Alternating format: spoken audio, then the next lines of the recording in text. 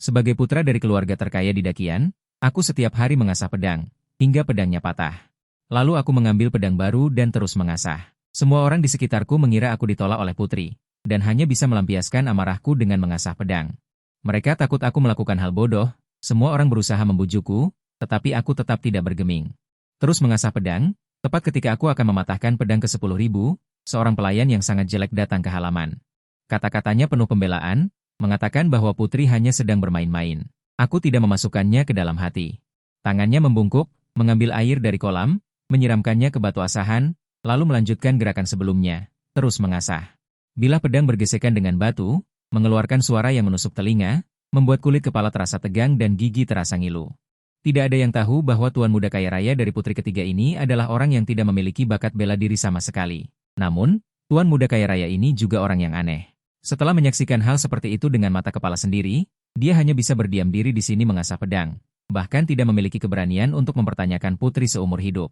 Aku melihat pikiran pelayan jelek itu, melambaikan tangan, "Xiao Yi, jangan pedulikan aku, cepat pergi." Setelah pelayan jelek itu pergi, aku membungkuk dan terus mengasah pedang. Aku adalah putra dari keluarga kaya nomor 1 di Dakian. Tidak berlebihan untuk mengatakan bahwa kekayaanku bisa menyaingi negara. Namun, meskipun kaya raya, fondasi di istana tidak kuat. Ini adalah kekurangan keluarga Zhao. Semakin kaya keluarga Zhao, semakin mirip dengan sepotong daging gemuk. Sekelompok serigala mengelilingi daging gemuk ini, semua orang ingin memakannya. Dan orang yang paling berkuasa di Dakian tidak lain adalah Yang Mulia saat ini. Namun, saat ini Dakian mengalami bencana dari tahun ke tahun, dan kas negara mengalami defisit dari tahun ke tahun, dan sudah lama tidak dapat menutupi pengeluaran. Kaisar memiliki kekuasaan tetapi tidak memiliki uang. Dengan penuh harap, keluarga Zhao hampir sekaligus menutupi defisit kas negara tahun ini. Oleh karena itu, keluarga Zhao dianugerahi gelar Dagu Laut Timur, dan aku dianugerahi gelar Viscount Kota Laut Timur. Viscount Kota Laut Timur, tetapi Kaisar ingin lebih menstabilkan keuangan Dakian. Menurunkan dekret suci untuk menikahkan putri ketiga saat ini denganku. Ketika dekret pernikahan dikeluarkan, putri berusia hampir 30 tahun, dan aku berusia 18 tahun dan diperintahkan untuk menikahinya. Setelah Putri Yuzhen mencapai usia menikah, dia diperintahkan untuk menikah. Sekarang aku dan Putri Yuzhen telah menikah selama 5 tahun. Waktu yang dihabiskan berdua bersama mungkin tidak sampai sebulan. Bahkan tangannya pun belum pernah kupegang. Hal yang membuatku merasa muak ada di depan mata. Aku melihat dengan mata kepala sendiri adegan Putri Yuzhen dan seorang anak laki-laki melakukan hubungan intim di kediaman putri. Tetapi pada akhirnya, aku hanya melihatnya dengan tenang. Lalu kembali ke halaman samping tempat tinggalku dan mengasah pedang dengan tenang. Di mata orang lain, ini hanyalah amarah yang tak berdaya. Tetapi yang tidak mereka ketahui adalah, putri bahkan tidak dianggap sebagai bidak dalam rencanaku. Dan mengasah pedang bukanlah tujuannya. Aku memahami jalan pedang dari proses mengasah pedang. Tepat ketika aku berhasil mematahkan 10.000 pedang, suara elektronik yang familiar dari Lao Hai terdengar. Menyelesaikan pencapaian mengasah pedang 10.000 kali, menyalakan jalan hati pedang. Aku mengambil pedang patah di tanganku dan mengamatinya. Detik berikutnya, saat aku mengayunkan pedang dengan santai, sebuah bayangan melintas di udara, batu asah yang kokoh di tepi kolam itu pecah menjadi 2 tanpa suara, potongannya rapi dan halus. Jika ingin menguasai energi pedang, tidak mungkin tanpa puluhan tahun latihan keras. Aku bangkit dan hendak memainkan beberapa puluh jurus pedang lagi di halaman, namun sudut mataku menangkap sesuatu di gerbang halaman. Segera setelah teknik peleburan, Achou, pohon itu tidak akan bisa menahan tubuhmu. Muncul. Benar saja, Chou Nu mulai mencuri-curi lagi. Berjalan keluar dari balik pohon besar. Saat pandanganku tertuju pada wajah Chou Nu yang penuh daging, layar cahaya biru muda muncul di mataku. Takdir, kecantikan yang menggoda negara, kekuatan yang mampu memindahkan gunung. Putri kerajaan. Aku bisa merebut takdir orang lain dan mengekstrak garis magnet dari sana untuk digunakan pada diriku sendiri. Contohnya, Chou Nu. Jika aku bisa menarik garis magnet takdir, kekuatan yang mampu memindahkan gunung miliknya, aku akan langsung memiliki kekuatan yang jauh melampaui orang biasa. Namun, kekuatan sebenarnya bukan hanya terbatas pada menarik garis magnet. Hal yang benar-benar menantang surga adalah saat Chou Nu berlatih daging dan darah, kekuatan Kiku juga akan meningkat secara bersamaan. Tapi yang membuatku bingung adalah, Chou Nu jelas tidak melakukan apa-apa, namun dia berlatih setiap saat. Chou Nu kubeli dari pasar Buddha pemerintah. Garis magnet takdir ungu sudah sangat langka. Sedangkan garis magnet emas, aku belum pernah melihat banyak orang memilikinya. Hanya saja, setiap kali aku melihat takdir emas, kecantikan yang menggoda negara, milik Chou Nu, aku selalu merasa bingung. Bagaimanapun juga, Bagaimana bisa kepala botak berambut kuning dan iblis ganas ini disebut sebagai kecantikan yang menggoda negara? Aku pernah berpikir bahwa Chou Nu menyamar menjadi penampilannya saat ini. Hasil percobaanku adalah, Chou Nu mengira seleraku begitu buruk hingga tidak melepaskan orang yang berpenampilan seperti dia, dan malah mengintipnya mandi. Hampir saja dipukul sampai mati. Chou Nu datang menghampiriku sambil tersenyum nakal. Bagaimana pemahamanmu tentang pedang iblis yang ketat?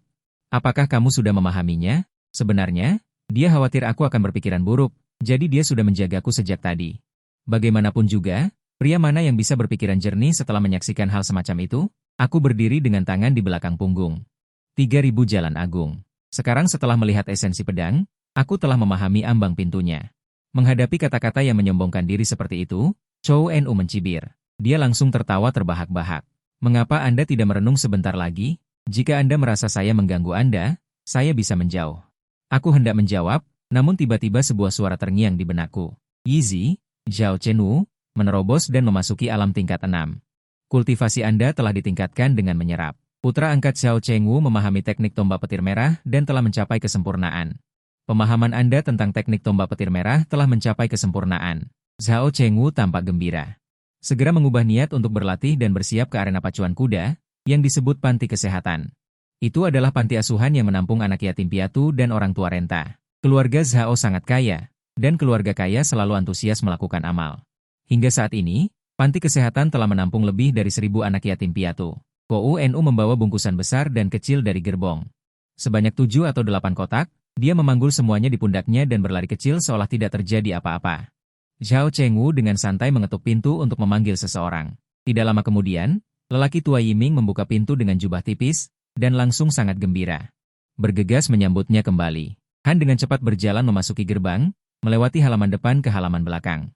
Dia mendengar suara gemuruh di halaman. Pada saat itu, seorang remaja sedang bertarung dengan lebih dari selusin penjaga. Dengan keterampilan bola yang sangat kuat, tombak panjang di tangannya memiliki panjang 28 kaki dan berat 1200 kati. Tombak berat yang bahkan tidak bisa diangkat oleh orang biasa ini. Di tangannya, tombak itu berputar dengan suara menderu. Kakinya bergerak maju, dan tanah dipaksa keluar dari lubang. Energi darah yang besar keluar dari tubuh, dan tombak menghantam tanah, mengeluarkan getaran seperti lonceng besar. Dengan suara keras, para penjaga yang belum sempat bereaksi tersapu oleh tombak satu persatu. Salah satu penjaga ketakutan, pedang besar di tangannya jatuh ke tanah dengan suara dentang, dan dia mengangkat kedua tangannya untuk menyerah. Tetapi setelah melewati mata merah pemuda itu, seperti orang gila, seluruh tubuhnya memancarkan niat membunuh berdarah merah. Dia mengangkat tombak tinggi-tinggi dan melompat. Tombak menusuk seperti kilat, tetapi tepat ketika dia hendak membunuh. Saat para penjaga yang berlatih bersamanya, Zhao Chengwu entah kapan muncul, mengangkat tangannya dan dengan ringan menjentikan tubuh tombak. Memegang tubuh tombak yang datang dengan ganas, Zhao Chengwu memegang tombak dengan satu tangan dan menatap pemuda di depannya. Cahaya biru jernih melintas di matanya. Zhao Chengwu, takdir 5 emas kuning, keberanian yang tak tertandingi, gaya kepemimpinan. Setelah meminjam takdir, akan ada kesempatan untuk secara acak mengekstrak salah satu sulaman takdirnya. Warna garang di mata pemuda itu berangsur-angsur menghilang. Ki pembunuh di tubuhnya surut. Ini karena dia baru saja menyadari siapa yang memegang tombak, ayah angkat. Dia melihat para penjaga yang terluka di sekitarnya.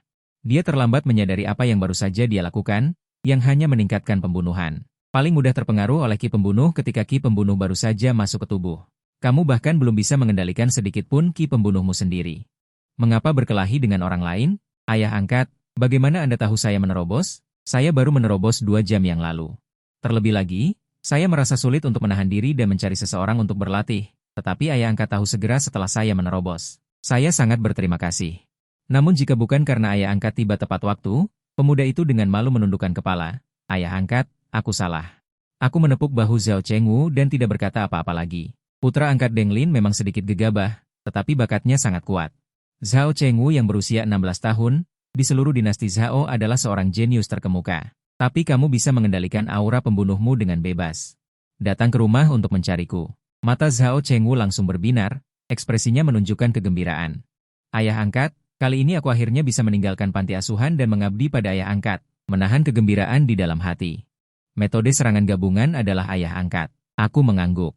Melihat panti asuhan yang lemah ini. Di antara putra dan putri yang kuadopsi, bakat Zhao Chengwu bukanlah yang paling menonjol. Aku mengadopsi total 80 putra. Setiap orang setidaknya memiliki seutas benang takdir emas. Bakat mereka semua di atas kelas A. Selain itu, Di panti asuhan ada lebih dari 1.000 anak. Semuanya dipilih dengan cermat. Setiap orang setidaknya memiliki seutas benang takdir ungu. Ini adalah akumulasiku selama lebih dari 20 tahun. Juga merupakan landasan untuk mencapai puncak dunia bela diri, fondasi dari inti pelatihan. Terlebih lagi, ini adalah mata pencaharianku. Zhao Chengwu juga tidak menyangka cakar iblis dari kekuatan lain. Menjangkau anak-anak yang kurawat dengan susah payah ini. Seperti anak anjing yang berdiri di tengah kawanan serigala dengan mulut terbuka lebar. Bukankah katanya dia orang yang tidak berbakat dalam seni bela diri? Dia tidak lama mengikutiku. Selama periode ini, dia tidak pernah melihatku beraksi. Banyak hal yang dia dengar dari para pelayan di rumah. Kebanyakan hanya desas-desus. Tuan Muda Sulung datang ke Kyoto sebagai sandera. Putri ketiga dan Tuan Muda Fu tidak akur. Sudah 5 tahun menikah tetapi belum hamil. Tuan Muda Fu tidak terlalu baik dalam hal itu. Masih perjaka. Aku melirik tabib kekaisaran. Sudah kubilang aku salah mendiagnosis. Chou Nu tertegun sejenak. Xuanji tiba-tiba mengerti, lalu ragu. Aku yang persis sama bisa menyesatkan. Tetapi ketika dia memperhatikan sedikit senyum yang muncul di sudut bibirku, Chou Nu menjadi malu dan kesal.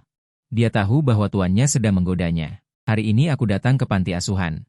Pertama, untuk melihat Xiao Chengwu yang baru saja menerobos kultivasinya. Kedua, untuk seorang anak yang baru saja dikirim ke panti asuhan. Saat ini, di dalam aula utama, 5 guru dari panti asuhan 8 lengan sedang mengelilingi seorang anak. Aku menyukai bela diri selama 60 tahun.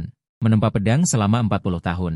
Di Kyoto, tangan yang lebih kuat dariku bisa dihitung dengan jari. Apakah kamu bersedia belajar pedang bersamaku? Begitu kata-kata ini diucapkan. 5 guru lainnya langsung menunjukkan keterkejutan. Guru Tai ingin menerima murid secara pribadi. Ini adalah kesempatan langka, bakat anak ini membuat guru Chang Tai yang terkenal pun tertarik. Saat itu, pupil mata Xiao Daotong akhirnya sedikit bergetar, melihat lelaki tua yang bertanggung jawab di depannya. Melihat dari atas ke bawah dengan seksama, tetapi setelah beberapa saat, Xiao Daotong menarik kembali pandangannya dan menggelengkan kepalanya. Terlalu buruk. Sebuah suara renyah melayang dengan ringan, tanpa emosi apapun. Hanya menyatakan sebuah fakta, semua orang tercengang, ekspresi guru Tai sedikit memerah. Tangan yang memegang tongkat itu mengepal erat, King Jin memperingatkan, tetapi pada akhirnya dia menghela napas panjang, dengan senyum pahit. Tidak heran anak yang dilihat oleh Tuan, kata-kata seorang anak kecil tidak bisa diubah. Guru Tai, jangan dimasukkan ke dalam hati. Selain itu, anak ini, kamu benar-benar tidak bisa mengajarinya. Melihatku masuk dari luar, Wu Lei dan yang lainnya bangkit dan memberi hormat. Tuan, Guru Tai pertama-tama memberi hormat, lalu merasa sedikit malu. Tuan, apa maksud perkataan ini? Seburuk itukah aku, sehingga tidak bisa mengajari seorang anak kecil untuk memulai? Guru Tai, jangan marah, dia memiliki takdirnya sendiri, tidak ada yang bisa mengajarinya. Pandanganku beralih ke Xiao Daotong, cahaya biru samar melintas di mataku, Ling Yunzi. Takdir menunjukkan sosok dewa, reinkarnasi tokoh besar, takdir surga. Ingatan yang luar biasa, bakat yang luar biasa, cinta dan benci yang jelas. Laulu, Anda baru-baru ini telah melihatnya, takdirnya sebenarnya adalah sosok dewa. 12 reinkarnasi, Ling tidak dapat melakukan ekstraksi duri pada Ling Yunzi, Xiao Daotong. Sosok dewa, reinkarnasi tokoh besar, 2 duri emas yang belum pernah kulihat. Ini Xiao Daotong, dia mengulurkan tangan kecilnya dan dengan gugup meraih, kamu berjanji. Pandangannya berangsur-angsur menjadi ramah, mata yang ramah itu dipenuhi dengan balas dendam. Aku bisa merasakan, tangannya yang meraih lengan bajuku semakin erat. Aku mengulurkan tangan dan menepuknya, aku akan membantumu, kamu melakukan banyak hal tanpa bertanya sebab akibat. Tidak memikirkan akibatnya, tetapi dengan tegas dan kuat, pandangan Xiao Daotong mulai menjadi linglung lagi. Sekali lagi tenggelam dalam dunianya sendiri, hanya saja tangan yang menggenggam lengan bajuku tidak mau melepaskannya. Dalam perjalanan meninggalkan perpustakaan sutra kembali ke kediaman putri, di keretaku ada satu orang lagi, yaitu Xiao Daotong dengan nama panggilan Ling Yunzi. Xiao Daotong masih seperti tidak peduli pada orang asing. Setelah naik kereta juga tidak mengucapkan sepatah kata pun, menatap sudut kereta. Dia bahkan tidak bergerak, hanya saja dia duduk sangat dekat denganku, seolah-olah itu akan membuatnya merasa lebih tenang. Melalui jendela kereta, aku bisa mengingat kembali saat pertama kali aku melihat Xiao Men memegang benda kecil seperti mainan. Dengan lega, dia berjalan di jalanan Kyoto, selangkah demi selangkah. Ini adalah suara rendah dari Chou Nu. Anda tahu latar belakangnya, tetapi dia telah memprovokasi orang-orang yang seharusnya tidak dia provokasi. Pembunuhan harus dibayar dengan nyawa, hutang harus dibayar. Tidak ada perasaan provokasi atau tidak, sepetak tanah berharga, derap tapak kuda, seolah-olah itu adalah satu-satunya suara dalam adegan yang sunyi. Hanya ada suara kecil di jalan panjang yang memecah kesunyian ini. Saat kembali ke kediaman putri, hari sudah larut malam. Namun, Sebelum sampai di tempat tujuan, kereta kuda dihentikan. Dengan mata terpejam, aku melihat dua pelayan berdiri di depan gerbang. Satu mengenakan pakaian hijau, satu mengenakan pakaian ungu. Semua adalah pakaian pribadi di kediaman putri. Rahasia besar Putri Yuzhen. Rahasia baju hijau memegang lentera dan berkata dengan menggertak, kami di sini atas perintah putri. Ternyata Tuan Xiaomen tidak berada di kediaman selama 1 malam, tapi kemana dia pergi, membuat para pelayan sangat khawatir. Dari lubuk hatinya, dia tidak terlalu menyukai menantu ini. Selama bertahun-tahun, benih nominal ini seperti orang tak terlihat di kediaman putri. Meskipun dia tinggal di kediaman, dia tidak pernah bertanya tentang urusan di kediaman. Dia tidak mengurus rekening, atau mengurus para pelayan. Yang mulia putri tidak tidur dengannya, jadi dia dengan malu-malu mencari halaman kecil untuk meringkuk. Bukankah itu pengecut? Pengecut dan tidak kompeten, bagaimanapun juga ada perbedaan antara tuan dan pelayan. Rahasia baju hijau tidak berani menampar wajahnya di depannya, tidak peduli seberapa rendah dia memandang menantu laki-lakinya. Tetapi sebelum dia keluar, Yang Mulia Putri mengatakan untuk tidak terlalu menghormati menantu laki-lakinya. Rahasia baju ungu maju selangkah, bukankah aku sudah bilang dia pergi ke bengkel tenun di kota luar? Jangan pedulikan, kata-kata pelayan tidak enak didengar. Jika Yaning pergi ke rumah bordil yang kesepian itu, akan memalukan bagi putri kami jika itu tersebar. Aku duduk diam di kereta dan tidak berkata apa-apa. Hanya jari-jariku yang mengetuk perlahan di tepi tirai. Rahasia baju ungu sama sekali tidak menyadari ada sesuatu yang aneh, malah semakin bersemangat. Kamu belum turun? Putri sedang menunggumu. Belum selesai dia berbicara, perubahan aneh terjadi. Seutas benang perak halus melilit lehernya yang ramping. Kedua tangan melilit benang perak, dan kedua tangan menyilang dan menarik dengan keras. Rahasia baju ungu lengah, lidahnya menjulur keluar, matanya memutih, dan tangannya dengan lemah meraih ke belakang. Layar yang tiba-tiba ini membuat ekspresi Chow Nu yang awalnya marah langsung tercengang. Apa yang terjadi? Bukankah mereka berdua orang kepercayaan Yang Mulia Putri? Kenapa mereka berkelahi? Rahasia baju ungu melepaskan tangannya. Bantal selamat datang dengan cepat menarik kembali lengan bajunya, berlutut dan bersujud berulang kali untuk memohon pengampunan. Aku menatapnya tanpa ekspresi, aku tidak ingat aku menyuruhmu membunuhnya. Rahasia baju ungu berlutut dan memegang tanganku dengan tenang dan tidak sombong. Raja memiliki menteri yang mati. Aku menggelengkan kepala, di sini tidak cukup. Dengan adanya Feng Nu, aku kesulitan bertindak di sisi putri. Putri lebih mempercayai Feng Nu daripada pendeta tahu wanita dari kuil Baiyun. Semua yang dipikirkan Hui diatur oleh Feng Nu. Jika Feng Nu meninggal, dia hanya bisa menggunakan aku. Aku menatapnya dengan dingin. Jika itu yang dipikirkannya, mengapa harus menunggu Feng Nu mengucapkan kata-kata yang kurang ajar sebelum dia membunuhnya? Tidak lebih dari ingin menunjukkan kesetiaan di depanku. Aku bisa melihatnya dengan jelas, tetapi aku bisa mentolerir sedikit pikiran kecil dari bawahanku. Jika Feng Nu ini meninggal, bagaimana kamu akan menjelaskannya kepada Yuzhen? Feng Nu dan Guan Zhang, penjaga kuda di rumah, memiliki hubungan dengan Silang. Keempat orang itu hilang malam ini. Tuan, tenanglah, pihak Zhang Silang akan diurus dengan baik oleh orang lain di rumah. Setelah pelayan Zi menjawab, dia dengan hormat menunggu jawaban dan tidak berani mengangkat kepalanya. Setelah memberikan teh, dia baru mendengar suaraku. Apa yang putri inginkan dariku? Pelayan Zi menghela napas lega. Yang Mulia telah menyiapkan sedikit anggur. Ingin mengundang Tuan untuk datang dan mengobrol. Wu Xi mengirim kami berdua ke sini. Karena hanya sedikit anggur, maka aku tidak akan meminumnya. Ayo pergi. Pelayan Tualong yang mengangkat tali kekang dan mencambuk sisi lainnya. Roda perlahan bergerak maju. Melewati mayat yang sudah tidak bernyawa di tanah dan menuju halaman belakang. Kembali ke kamar Chow Nu di rumah. Kamar itu terhubung ke kamar tidur utama yang aku tempati, disebut ruang samping. Chow Nu meninggalkan ruang samping. Dia langsung melihatku duduk di meja. Setelah berinteraksi selama setahun ini, dia merasa bahwa aku berbeda dari orang lain. Tidak bernafsu dan tidak mendekati wanita, tidak memiliki keinginan untuk makan, memiliki kekayaan yang tak terhitung jumlahnya tetapi tidak serakah untuk kesenangan. Selain suka mengadopsi anak yatim piatu, tampaknya aku tidak memiliki hobi lain. Tidak bernafsu dan tidak meminta apapun adalah gambaran yang paling nyata. Tetapi apakah benar-benar ada orang seperti itu di dunia ini? Chow Nu merasa ragu di hatinya. Mungkin tidak bernafsu bukanlah tidak serakah. Tetapi merencanakan sesuatu yang lebih besar, seperti naga yang bersembunyi di jurang yang dalam, tidak ada yang memperhatikan, tidak ada yang peduli. Tetapi mengumpulkan kekuatan. Suatu hari, naga yang bersembunyi itu akan keluar dari bahaya. Langsung menuju awan. Ketika suara batuku terdengar, apa yang kamu pikirkan? Memanggil kembali Chow Nu yang pikirannya telah melayang jauh. Saat itulah dia menyadari bahwa air teh benar-benar tumpah dari cangkir. Wang Mu Duan meletakkan teko dan menunjukkan senyum hormat tetapi tidak menjilat. Menteri sedang berpikir. Chow Nu menjawab tanpa sadar, tetapi dengan cepat dia merasa bahwa jawaban ini terlalu asal-asalan. Hanya memikirkan bahwa Feng Nu adalah putri. Pelayan yang dibawa keluar dari klan, tumbuh bersama putri sejak kecil, dan akan menjadi milik Yan Ning setelah memasuki rumah. Anda tidak perlu menjawab, saya hanya bertanya dengan santai. Guru musik belajar untuk berhati-hati dengan tuannya dari guru musik. Sambil tersenyum malu-malu, pelayan ini terlalu lancang sebelumnya. Saya masih suka penampilanmu yang tidak terkendali sebelumnya. Sebenarnya tidak ada apa-apa, aku masuk ke ibu kota saat berusia 18 tahun. Saat itu Yu Zhen baru berusia 10 tahun. Song Xiren masuk istana bukan untuk reinkarnasi. Tapi bagaimana Anda tahu bahwa orang-orang Song Jinggong Anda bisa menjadi pengganti putri? Dia bisa berhubungan dengan pelayan wanita yang seumuran dengannya, hanya sedikit itu saja, memilih siapapun sama saja. Namun, Feng Nu adalah bordiran yang dibuat oleh selir kesayangan ibunya. Selir Shen, Nu yang jelek pun terkejut. Tuan mereka sendiri saat ini memasukkan tangan mereka ke halaman belakang istana kekaisaran, untuk mencapai hal ini. Setidaknya seseorang harus menyuap kasim kepala di ruang larangan untuk mencapai hal ini. Ini bukan hanya soal punya uang saja. Tapi dia agak tidak mengerti. Ning telah menahan Putri Yu Zhen begitu lama.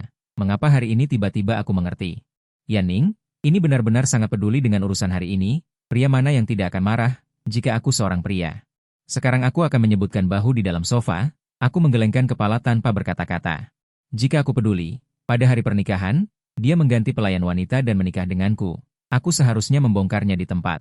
Nu yang jelek bingung, itu karena apa? Dia melanggar batas. Kabar dari mata-mata Diang Sheng tak menemukan orang-orang dari kediaman putri, ekspresi Nu yang jelek menjadi serius. Dia akhirnya mengerti mengapa ketidaknormalanku baru-baru ini, Yang Sheng Tang itu adalah tempat yang dianggap tuan lebih penting daripada hidupnya. Aku tidak keberatan Putri Yu Zhen bodoh, tidak keberatan dia tidak memiliki harapan untuk menang.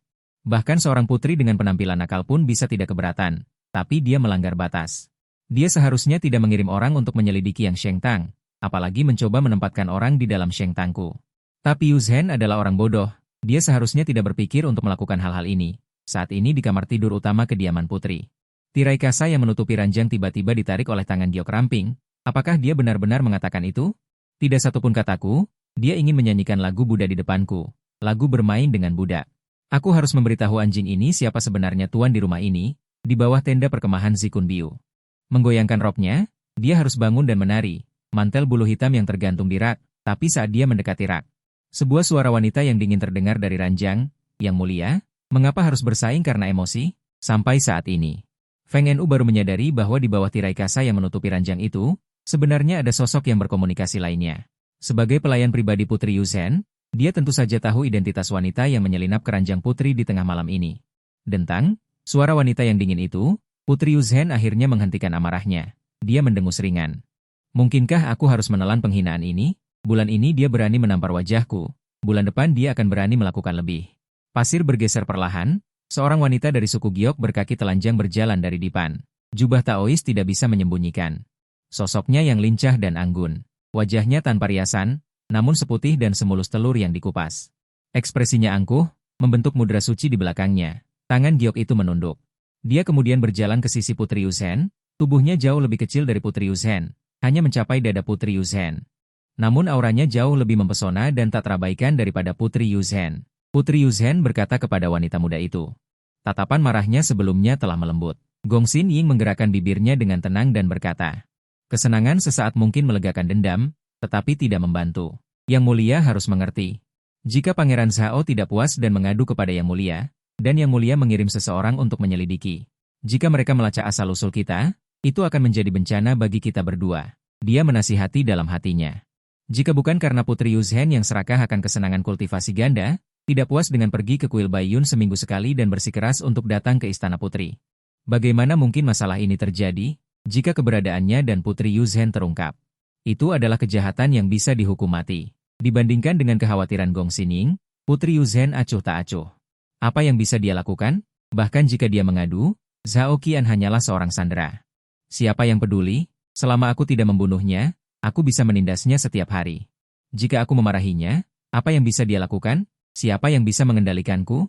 Ini urusan rumah tangga antara aku dan dia. Dia sengaja menekankan kata, urusan rumah tangga. Tapi Yang Mulia harus menjaga wajahnya agar tidak khawatir. Aku paling mengerti ayahku. Ayahku sekarang tinggal di istana, hanya mencari jalan menuju keabadian. Dia tidak akan peduli tentang hal-hal ini. Jika Zhao Qian benar-benar mengadu padanya dan mengganggu retret ayahku hanya akan berpikir, Bahwa dia adalah orang yang tidak berguna yang tidak bisa mengurus urusan rumah tangganya sendiri dan tidak akan memperhatikannya sama sekali. Putri Yuzhen sangat percaya diri. Dia sama sekali tidak peduli bahwa Zhao Qian melihat apa yang terjadi padanya hari ini.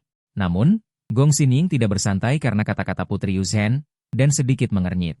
Hari ini dia dan Putri Yuzhen bertemu diam-diam di istana. Lapisan pertahanan yang dipasang di luar kamar tidur ini dijaga oleh ahli dari sekte. Bagaimana mungkin orang biasa bisa mendekat? Hal-hal yang seharusnya tidak dilihat malah terlihat.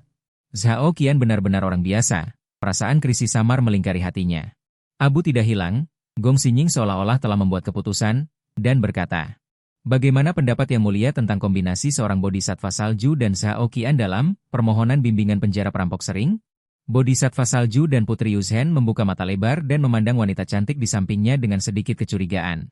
Yang disebut bodhisattva salju adalah senjata rahasia yang dengan hati-hati dibudidayakan oleh sekte rahasia di belakang Gong Xining. Yuzhen paling tidak tahu bagaimana sekte rahasia itu melatih seorang wanita menjadi yang disebut bodhisattva salju, tetapi dia tahu bahwa setiap pria yang tidak senang dengan bodhisattva salju, pikiran dan perilakunya dikendalikan oleh bodhisattva salju. Putri Yuzhen sangat menyukai Gong Xining. Pendeta tahu wanita kecil ini, dan dia jarang mendapatkan pengetahuan dari sekte rahasia di belakangnya. Tetapi ini tidak berarti dia bersedia menyerahkan Zhao Qian untuk dikendalikan oleh sekte rahasia di belakangnya. Dia mungkin tidak peduli dengan Zhao Qian. Tapi dia tidak bisa tidak peduli dengan masa depan Zhao Qian. Putri ini tampaknya glamor, tetapi pada kenyataannya, dalam beberapa tahun terakhir, tidak hanya kas negara yang defisit, tetapi bahkan aula dalam kerajaan telah hampir habis. Pangeran dan putri. Bahkan uang untuk pindah dari kota kekaisaran dan membangun rumah lain tidak dapat dialokasikan dari aula dalam. Jadi mereka hanya bisa berdesakan di istana. Gaji bulanan yang diterima setiap bulan bahkan lebih sedikit. Jika tidak ada sumber pendapatan lain, saya khawatir bahkan satu istana pun tidak mampu membiayai mereka. Bagaimana Putri Yuzhen membangun seluruh prefektur Kyoto? Rumah putri termewah, mengenakan emas dan giok, bergantung pada apa? Itu tergantung pada dia menikahi suami yang baik, tergantung pada uang keluarga Zhao. Usulan Gong Xining saat ini sulit untuk tidak membuatnya berpikir terlalu banyak. Putri Yuzhen memikirkan banyak hal di dalam hatinya, tetapi wajahnya tidak menunjukkan apapun. Dia terkekeh pelan dan menarik Gong Xining ke dalam pelukannya, bukan untuk menolaknya. Jangan khawatir, istana ini punya cara untuk membuat Zhao Qian patuh. Beri istana ini beberapa hari lagi. Yang penting sekarang adalah ulang tahun ke-80 ayahanda 3 bulan kemudian. Dengan pil abadi yang kau buat, kali ini kita pasti bisa menekan saudara negara kedua. Bukankah kau mengatakan bahwa bahan obat untuk membuat pil abadi itu kabur ke panti jompo yang didirikan oleh Zhao Qian itu? Aku akan meminta Zhao Qian dengan patuh mengirimkan bahan obat itu kepadamu dalam 2 hari ini, dengan suara lembut. Bersamaan dengan tangan Putri Yuzhen yang bergerak naik turun di tubuh Gong Xining tidak melawan. Bergumam pelan, ada pemandangan erotis dan romantis di kamar tidur. Zhao Xingzhou, murid yang disambut di gerbang, berkultivasi. Menerobos ke tingkat ke-8, dan jalur lain, murid yang disambut di gerbang mendapatkan ekonomi, murid yang disambut di gerbang, Zhao Hu. Berkultivasi ilmu pedang Wuhu Duanmen, di antara pencapaian besar dalam perebutan. Menyambut alam ilmu pedang, mendapatkan ekonomi. Pencerahan Ying tentang ilmu pedang Wuhu Duanmen. Berjuang untuk kesempurnaan tanpa cacat. Ying memiliki seorang putra, Zhao Guanxia. Memahami nama tempat tinggal keluarga, memahami metode penyesuaian Yin dan Yang dari latihan, memahami dan menguasai metode penyesuaian Yin dan Yang. Menerima pengajaran Buddha Heluo, berlatih tubuh merah telanjang, menerima sedikit peningkatan yang tidak signifikan. Menyambut murid, berniat di pagi hari, membuka mata dan melihat. Chou Nu tidak terlalu merasa jelek karena wajah Qiu Anming, meskipun masih akan terkejut. Juga, jika kau terkejut setiap pagi, bagaimana kau bisa mendapatkan menantu-menantu kecil yang cantik untuk melayanimu? Chou Nu membantu Zhao Qian berpakaian, kata-katanya penuh seperti seorang ibu tua. Zhao Qian memasukkan tangannya ke dalam rompi. Mengenakan pakaian di bawah pelayanan Chou Nu, menjawab dengan santai, selalu ada orang yang bisa dipercaya di sisiku. Chou Nu menatapnya dengan curiga, apakah Anda begitu mempercayai saya? Meskipun dia adalah budak pribadi Zhao Qian. Seharusnya, kekuatan hidup dan mati sepenuhnya berada di tangan tuannya. Tetapi apakah Zhao Qian akan begitu mudah mempercayai seseorang? Jelas sebelum kemarin, tuan mudanya di depannya sangat waspada. Tetapi dibandingkan dengan orang biasa, selain identitas, segala sesuatu yang lain tidak layak disebut. Setelah lama waspada terhadap dirinya sendiri, mengapa kemarin dia tiba-tiba bersedia menunjukkan beberapa hal di depannya? Mungkinkah kepercayaan bisa dicapai dalam semalam? Tepat pada saat ini, Zhao Qian tampaknya tidak sengaja, tetapi sebenarnya dengan penuh makna. Meliriknya, dia tersenyum dan berkata, disebut kepercayaan. Lebih baik dikatakan bahwa aku tahu ekor kecil apa yang kau pegang, kau akan bekerja keras untukku. Justru membuat orang merasa lebih tenang, nada bicara yang seperti lelucon ini membuat hati Chow Nu bergetar.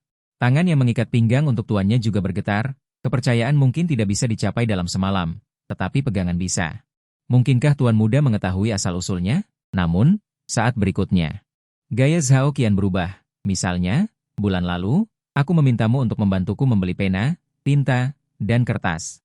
Kau diam-diam mengganti kertas Yu Lianjian yang aku gunakan dengan kertas Pi yang lebih rendah, menjualnya seharga 2 tael perak untuk membeli lipstik. Chow Nu, sekarang pergi mencuci pispot, jika tidak, akan dipotong dari gaji bulan depanmu. Potong gaji? Zhao Qian, kau bukan? Zhao Qian melihat Chow Nu dengan wajah sedih. Mau tak mau dengan enggan pergi mencuci pispot, tidak bisa menahan diri untuk bergumam dalam hati. Tampaknya label abu-abu pelitnya itu. Benar sekali, dia terkekeh dan mengikat-ikat pinggangnya sendiri.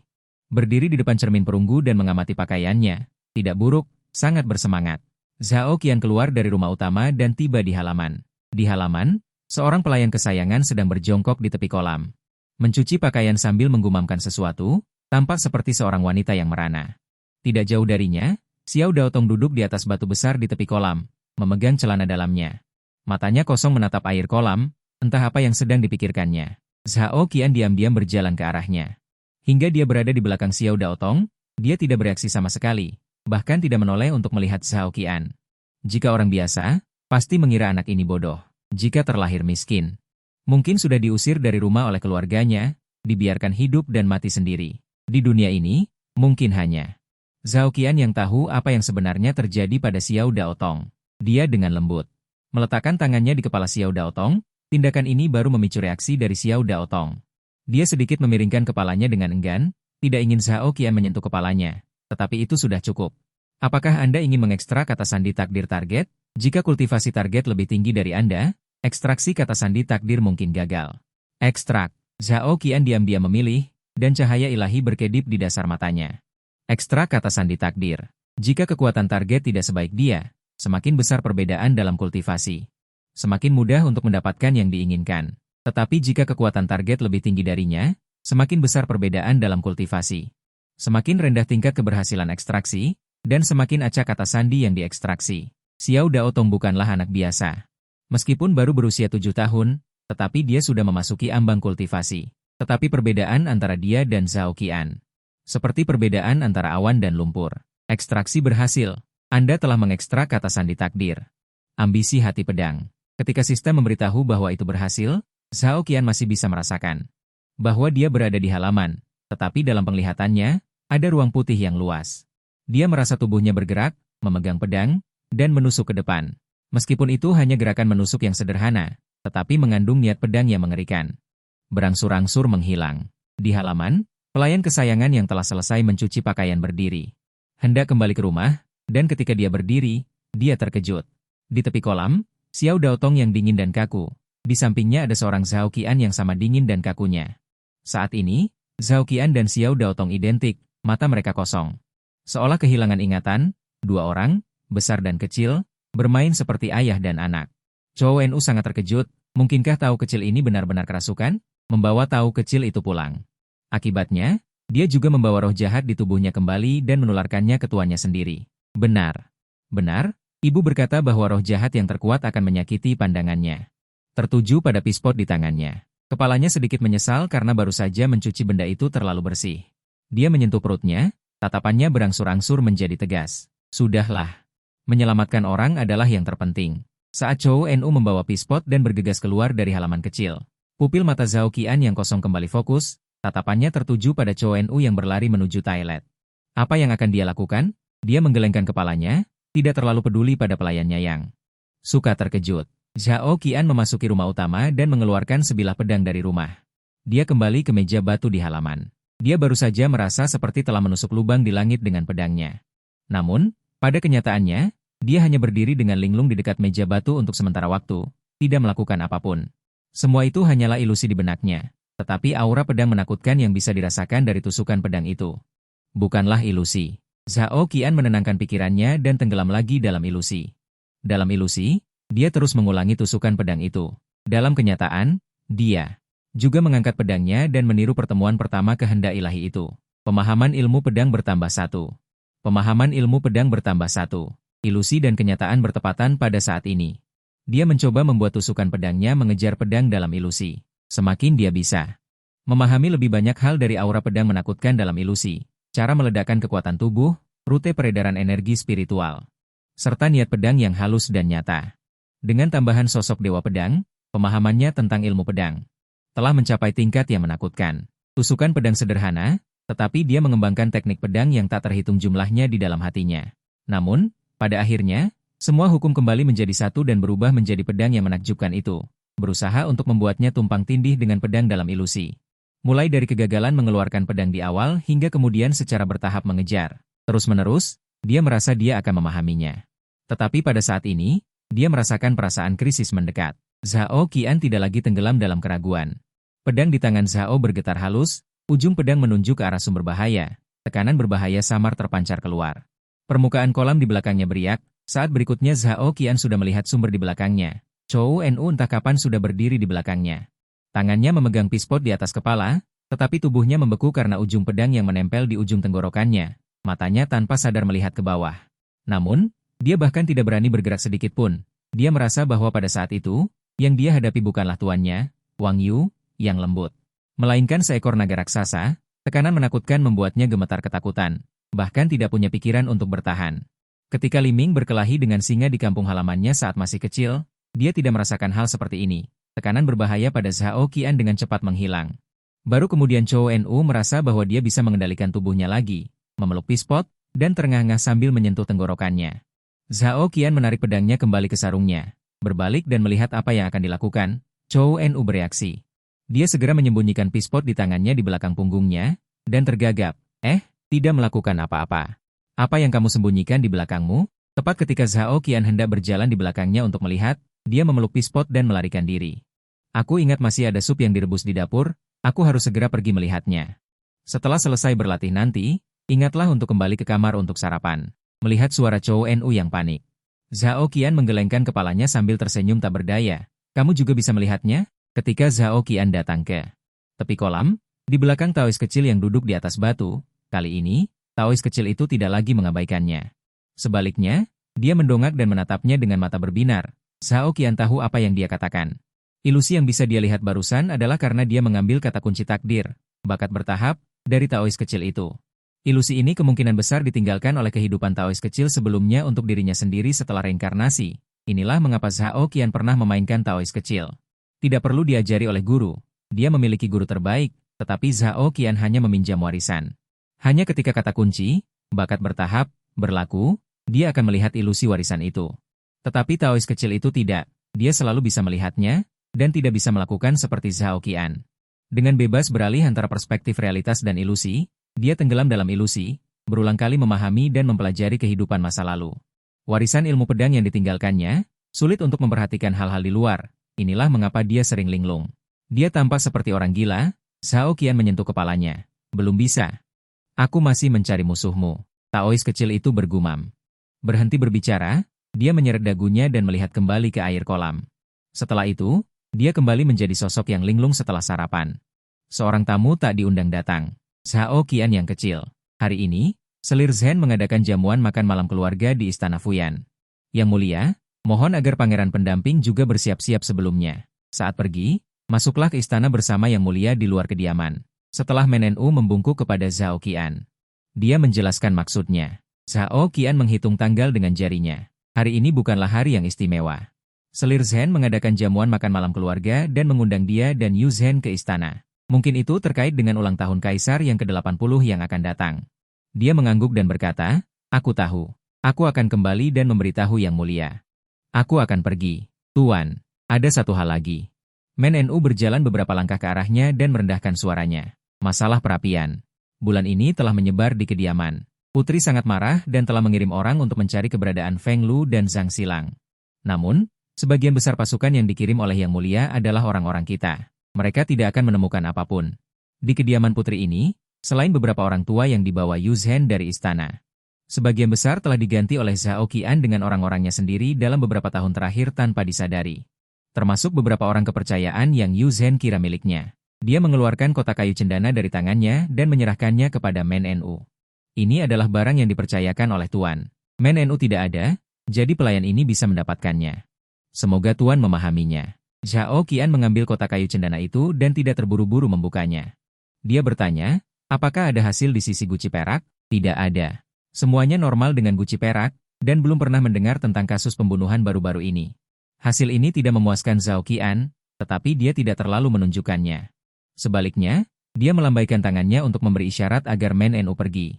Setelah Men Nu pergi, dia kemudian mengalihkan pandangannya ke kotak kayu cendana di tangannya. Ini apa? Saat Zhao Qian membuka kotak kayu itu, Zhou Nu dengan penasaran mendekat dan melihat ke dalam kotak. Yang ada di dalamnya adalah bubuk putih. Ukuran partikelnya bervariasi. Zhao Qian mendengar bahwa Yu Zhen telah berada di istana selama beberapa hari ini. Ada tungku alkimia tambahan. Apakah ini residu dari tungku alkimia? Zhou Nu sedikit terkejut. Tetapi memikirkan kepala putri itu, bukankah itu satu jalur pemikiran? Dia akan berlatih alkimia. Memikirkannya masuk akal. Ramuan apa yang dia buat yang membuat Tuan begitu memperhatikannya? Sambil berkata, dia menggunakan jari kelingkingnya untuk mengambil sedikit bubuk dari kotak cendana itu. Memasukkannya ke dalam mulut, hanya ujung lidahnya menyentuhnya sedikit. Zhou Nu segera mengubah ekspresinya. Hitam, alis, akan berdoa, tulang manusia. Oh, dia dengan cepat meraih teko di atas meja, bahkan tidak sempat mengambil cangkir. Langsung menuangkannya ke mulut teko, lalu memuntahkannya ke tanah setelah masuk. Berulang kali beberapa kali, masih tidak bisa menahan mual. Zhao Qian menatapnya dengan heran. Tidak menyangka orang ini, dengan lidah yang bisa merasakan rasa, masih bisa merasakan campuran residu ini. Zhou Nu butuh waktu lama untuk berhenti. Dengan wajah pucat, dia berkata dengan jijik, ramuan macam apa yang kau buat ini? Mau menggunakan tulang manusia untuk membuat pil? Bukan tulang manusia. Zhao Qian mengambil dari kotak itu sedikit bubuk, melihatnya jatuh kembali ke dalam kotak dari celah jari-jarinya, mengoreksi ucapan Chong Nu. Itu orang hidup menggunakan orang hidup untuk membuat pil. Seharusnya orang tahu bahwa darah dan tulang tidak cukup. Ini adalah ilmu sesat pil manusia. Yu Zhen tidak mungkin mengerti. Pasti biarawati kecil di sisinya. Tapi Bai Yunguan telah diwariskan selama ribuan tahun di ibu kota. Dupa sangat makmur. Banyak pejabat tinggi dan bangsawan, bahkan keluarga kerajaan, akan pergi beribadah. Di dalam kuil ada orang sungguhan yang diakui oleh pengadilan. Mereka memiliki jabatan penting. Bagaimana mungkin mereka menyembunyikan ilmu sesat semacam ini? Ibu kota adalah di bawah kaki kaisar, ada biro patroli langit. Jika Bai Yunguan benar-benar menyembunyikan kotoran dan menyimpan kejahatan, rahasia tersembunyi, bagaimana mungkin bisa diwariskan selama ribuan tahun tanpa ketahuan? Juga Ling Yunzi. Zhao Qian melirik Taois kecil yang sedang minum bubur. Taois kecil ini ketika ditemukan oleh Chong Nu mengenakan jubah Tao dari Bai Yunguan. Sepertinya kita harus menyelidiki dasar dari Bai Yunguan ini dengan baik. Yin Zhen tidak perlu aku ikuti. Tidak perlu, kau jaga anak ini saja. Setelah sarapan pagi, kereta yang ditarik oleh kuda yang dibawa oleh Nyonya Long Ma menunggu Zhao Qian di pintu belakang. Zhao Qian naik kereta. Setelah masuk ke dalam gerbong, membuka tirai dan berkata kepada Chong Nu. Wusi tidak perlu menyisakan makan siang untukku, aku akan makan di luar siang ini. Baik. Setelah Chong Nu menjawab, Zhao Qian menurunkan tirai. Nyonya Long Ma mencambuk kudanya. Hah? Suara ringan terdengar, kuda meringkik. Perlahan melangkah maju. Zhao Qian akan pergi ke keluarga Tao, yang memulai bisnis mereka di luar negeri. Berkat perdagangan empedu babi dari luar negeri, dikirimkanlah kebutuhan dasar. Ini bisnisnya semakin besar. Selain mengumpulkan harta karun langka dari luar negeri untuk dikirim ke Dakian Kuo, juga membeli berbagai porselen dari Dakian Kuo. Teh, arak, sutra, dan lain-lain. Dijual ke seluruh rakyat di luar negeri. Kini hampir setiap kota di Dakian Kuo memiliki toko Zhao Si Shanghang. Kyoto juga tidak terkecuali. Terlebih lagi, skala Zhao Si Shanghang di Kyoto adalah yang terbesar. Bahkan seluruh area dermaga Xicheng di Jiangcheng dibeli, dan area ini hanya berisi rumah-rumah lumpur milik kuli panggul yang malang di dermaga. Semua diruntuhkan. Dibangunlah sebuah jalan komersial yang makmur, dari toko 2 meter hingga toko perhiasan, hingga rumah bordil dan kasino 9 lantai. Makan, minum, dan bersenang-senang tersedia lengkap. Dan pemilik di balik toko-toko ini semuanya adalah Zhao Si Shanghang. Pusat komersial Kyoto semula berada di distrik Dongcheng di luar kota. Sejak Zhao Si Shanghang menetap di Kyoto 10 tahun lalu, pusat komersial secara bertahap bergeser ke Xicheng. Kini, hanya dari jalan Zhao Si Shanghang di Xicheng saja, pajak yang dibayarkan setiap tahun hampir setara dengan pajak tahunan setengah provinsi Dakian Kuo. Dan seluruh Dakian Kuo, seluruh wilayahnya, hanya memiliki 9 provinsi. Tempat pemborosan uang seperti ini, Uang yang diperoleh dari luar negeri setiap tahun, tidak melalui Zhao Jia di Laut Timur. Sebagian besar masuk ke kantong Zhao Xian sendiri. Orang-orang mengira bahwa putra sulung Zhao Jia datang ke Kyoto untuk menikmati kemewahan.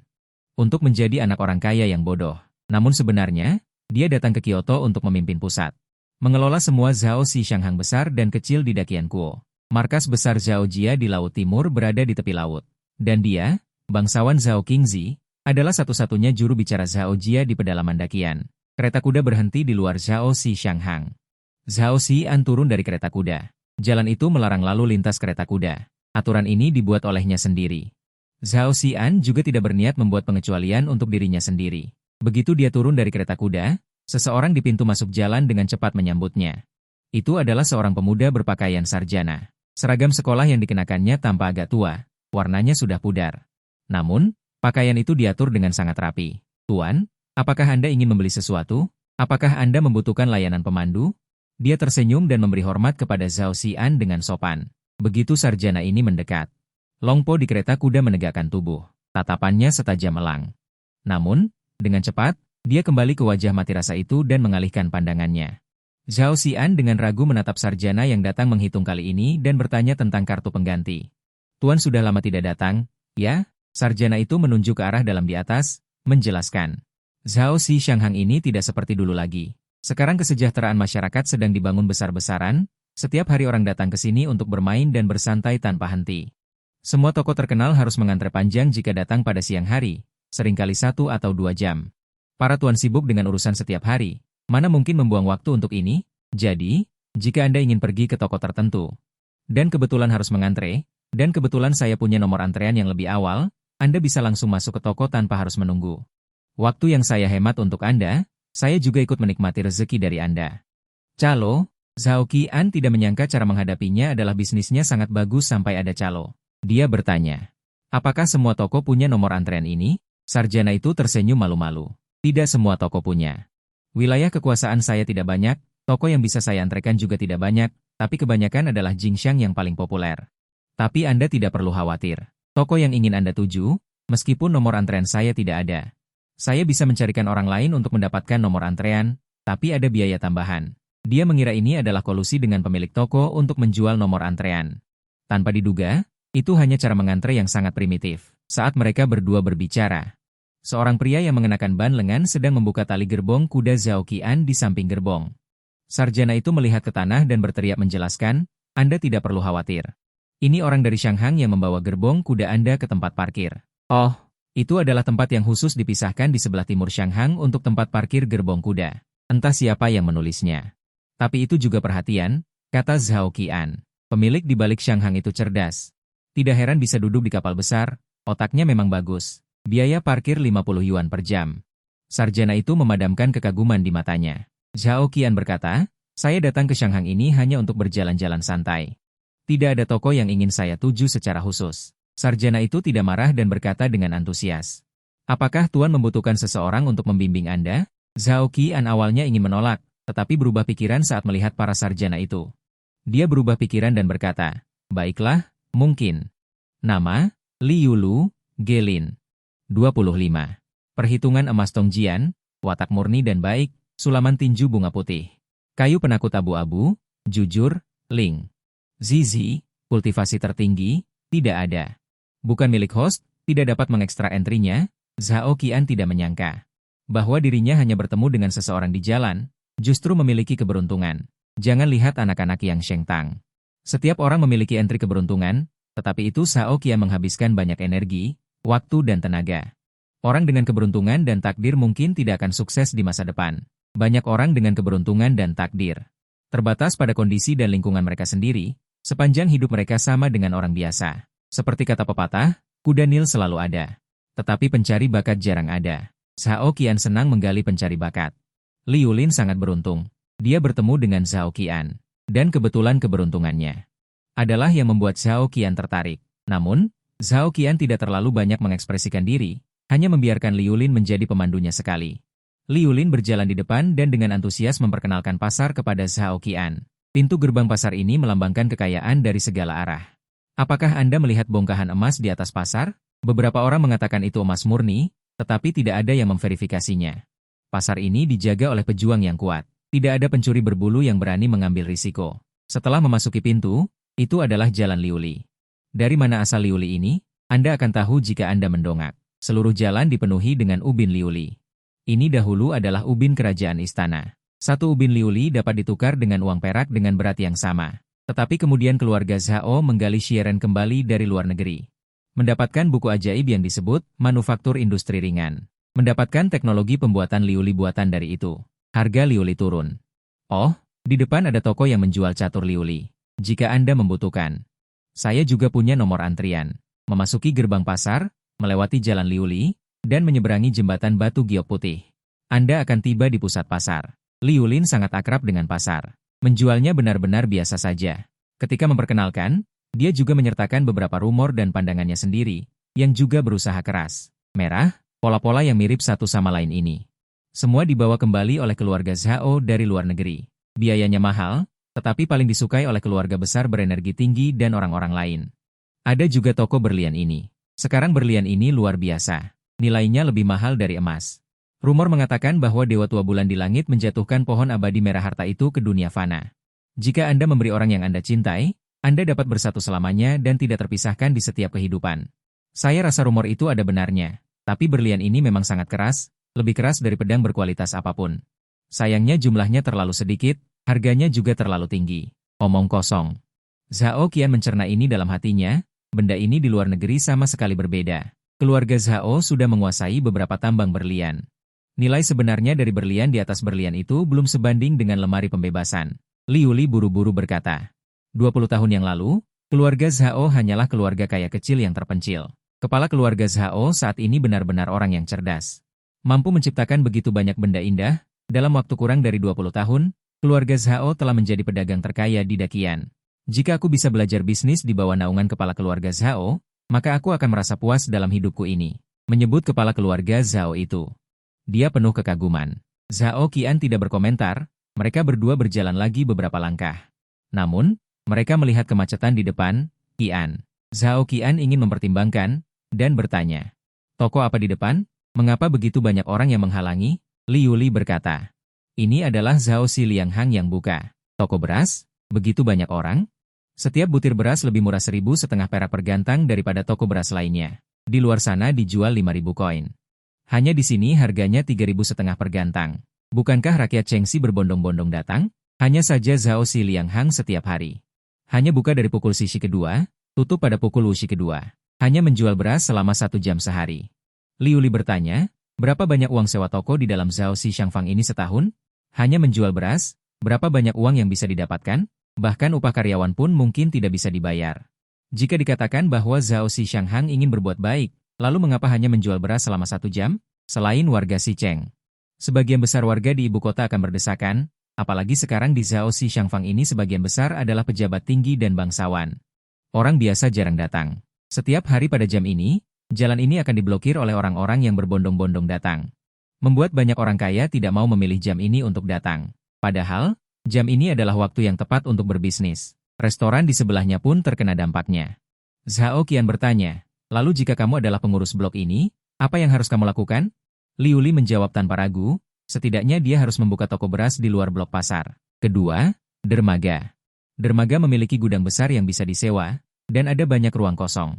Jika bisnis yang dijalankan keluarga Zhao, setidaknya di sana tidak akan rugi sewa. Jika menjalankan perbuatan baik, menjual beras di sana. Orang-orang miskin yang benar-benar kesulitan juga akan pergi membeli. Dia menepuk kepalanya dan tersenyum malu. Lihat mulutku ini, malah mengatakan hal-hal membosankan yang tidak ingin didengar orang penting. Aku tahu ada jalan kecil yang bisa memutarinya, tetapi untuk masuk ke sini. Setelah menyelesaikan urusan dengan tamu, Liu Li berdiri di depan sebuah paviliun 5 lantai, melihat lampu paviliun yang terang benderang dengan ukiran naga dan burung phoenix. Paviliun Zhenbao, 3 karakter emas yang dicap panas ini, agak bocor. Sepanjang jalan, dia mengamati ekspresi orang lain dan sudah menyadari bahwa tamu kali ini. Sepertinya pihak lain sangat familiar. Setelah masuk ke suatu cara, mereka melarang untuk datang ke sini, tetapi dia tidak menyangka. Pihak lain sebenarnya ingin melarang paviliun Zhenbao. Paviliun Zhenbao terletak di lokasi pusat paling mewah di pasar Zhao. Dibandingkan dengan pemandangan toko-toko di sekitarnya yang ramai dan semarak, di depan gedung ini sepi pengunjung. Namun, tempat ini adalah inti dari seluruh pasar. Paviliun Zhenbao terutama menjalankan dua bisnis. Yang pertama adalah jual beli bisnis besar, dan yang kedua adalah lelang harta karun langka. Untuk bisa masuk ke gedung ini, pastilah orang-orang penting yang benar-benar kaya dan terhormat. Liu Li tersenyum pahit dan memberi hormat pada Zhao Qian. Jika orang penting ingin masuk, aku tidak akan menemani. Untuk masuk ke tempat ini saja membutuhkan 10 tael perak. Aku belum pernah masuk dan tidak bisa memandu sebagai pemandu. Zhao Qian mengangguk. Dari pinggangnya, dia mengeluarkan sepotong perak dan melemparkannya padanya. Liu Li menerimanya. Setelah menimbangnya, ternyata ada 2 tael perak. Dia sangat gembira. Dia baru saja akan berterima kasih, tetapi dia menemukan bahwa pihak lain sudah berjalan menuju paviliun Zhenbao. Dan beberapa pengurus bergegas keluar dari paviliun, dan langsung menyambut tamunya yang baru saja masuk. Ini benar-benar bertemu dengan orang penting. Sementara itu, Zhao Qian, yang baru saja memasuki gerbang paviliun Zhenbao, menarik seorang pengurus. Berbisik beberapa patah kata, ekspresi terkejut muncul di wajah pengurus, dan dia tidak bisa menahan diri untuk melirik. Liu Li berdiri di luar paviliun Zhenbao, melihat Zhao Qian mengangguk, dan bergegas pergi. Paviliun Zhenbao dibagi menjadi 5 lantai. Lantai 1 dan 2 adalah pameran berbagai sampel komoditas grosir. Mulai dari porselen mahal, rempah-rempah, sutra, DLL, hingga makanan, kain, dan kertas murah. Semuanya lengkap dan tersedia. Kedua lantai ini, pada dasarnya adalah pengurus dari berbagai kamar dagang besar di Kekaisaran Dakian, yang bertanggung jawab untuk mendistribusikan barang-barang dari pasar Zhao. Setelah membeli barang dari keluarga Zhao, mereka membawanya kembali dan mendistribusikannya di wilayah mereka sendiri, memperoleh keuntungan dari situ. Kekaisaran Dakian diuntungkan dari prestasi kaisar sebelumnya, kanal-kanal di negara ini dibangun dengan sangat baik, dan transportasinya nyaman. Juga mendorong perkembangan bisnis. Bisnis-bisnis ini tidak perlu Zhao Qian menanganinya secara pribadi. Pengawas akan menanganinya dengan efisien dan efektif. Jika bisnis semakin besar, tidak mungkin untuk melakukan semuanya sendiri. Namun, Zhao Qian sangat pandai menggunakan orang dan tidak khawatir akan ada kesalahan yang dilakukan oleh bawahannya. Dalam beberapa tahun terakhir, tidak ada pengungkapan besar yang terjadi. Bisnis berkembang pesat setiap hari, dan lantai 3 paviliun harta karun. Bernama Paviliun Harta Karun Langka, Senjata Ilahi, dan Harta Karun Wilayah Barat. Semua yang Anda butuhkan tersedia. Banyak harta karun dipajang di sana, kebanyakan adalah harta yang dibutuhkan oleh para kultivator. Dan setiap harta yang bisa dipajang di Paviliun Harta Karun Langka sangat berharga. Setiap awal bulan, Paviliun Harta Karun Langka akan mengadakan lelang besar. Setiap kali, ada harta karun utama yang bisa dilelang dengan harga selangit, menarik sebagian besar bangsawan Kyoto untuk berkumpul. Setelah melewati Paviliun Harta Karun Langka, tidak ada orang luar yang bisa masuk lebih jauh. Zhao Qian, ditemani oleh beberapa penjaga paviliun, tiba di kuil Paviliun Harta Karun. Hanya terdengar suara sempoa yang tak henti-hentinya. Kuil Paviliun Harta Karun memiliki meja-meja kecil yang tertata. Di belakang setiap meja kecil, ada seorang staf yang duduk bersila di atas bantal. Sambil melihat buku besar dan mengetik sempoa, dia mencatat sesuatu di atas kertas dari waktu ke waktu. Ada tenggorokan yang berdekatan dengan dinding di tiang. Di dalam tiang terdapat kompartemen tersembunyi. Benang-benang halus ditarik keluar dari kompartemen tersembunyi dan diputar pada rangka kayu lonceng giok putih. Ketika sebuah lonceng berdering di rangka kayu, tenggorokan di satu sisi dinding, para staf kemudian berdiri satu persatu. Memberi hormat dan menyapa, "Tuan, dermawan." Zhao Qian mengangguk sebagai balasan. Begitu dia berbelok ke dalam, dia dikelilingi oleh beberapa staf yang memegang kertas yang penuh dengan angka. "Tuan, tokoh-tokoh dari 2 keluarga di Jinzhou telah berselisih lagi dan perselisihan kembali terjadi. Tetapi sekarang, bahkan Jindu tidak melaporkannya, saya khawatir para pejabat di Jinzhou menyembunyikannya bersama-sama dan ingin membangkitkan amarah suci. Mohon Tuan tentukan." Dermawan, Jio melaporkan dan meminta Tuan mengirim karavan. Untuk mengangkut 10.000 potong besi, 5.000 baju besi-besi, dan 2.000 kuda besi. 50.000 pikul biji-bijian. Dermawan, untuk sesaat, gelombang permintaan datang.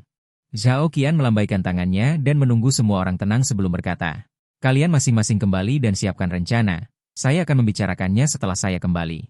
"Ya."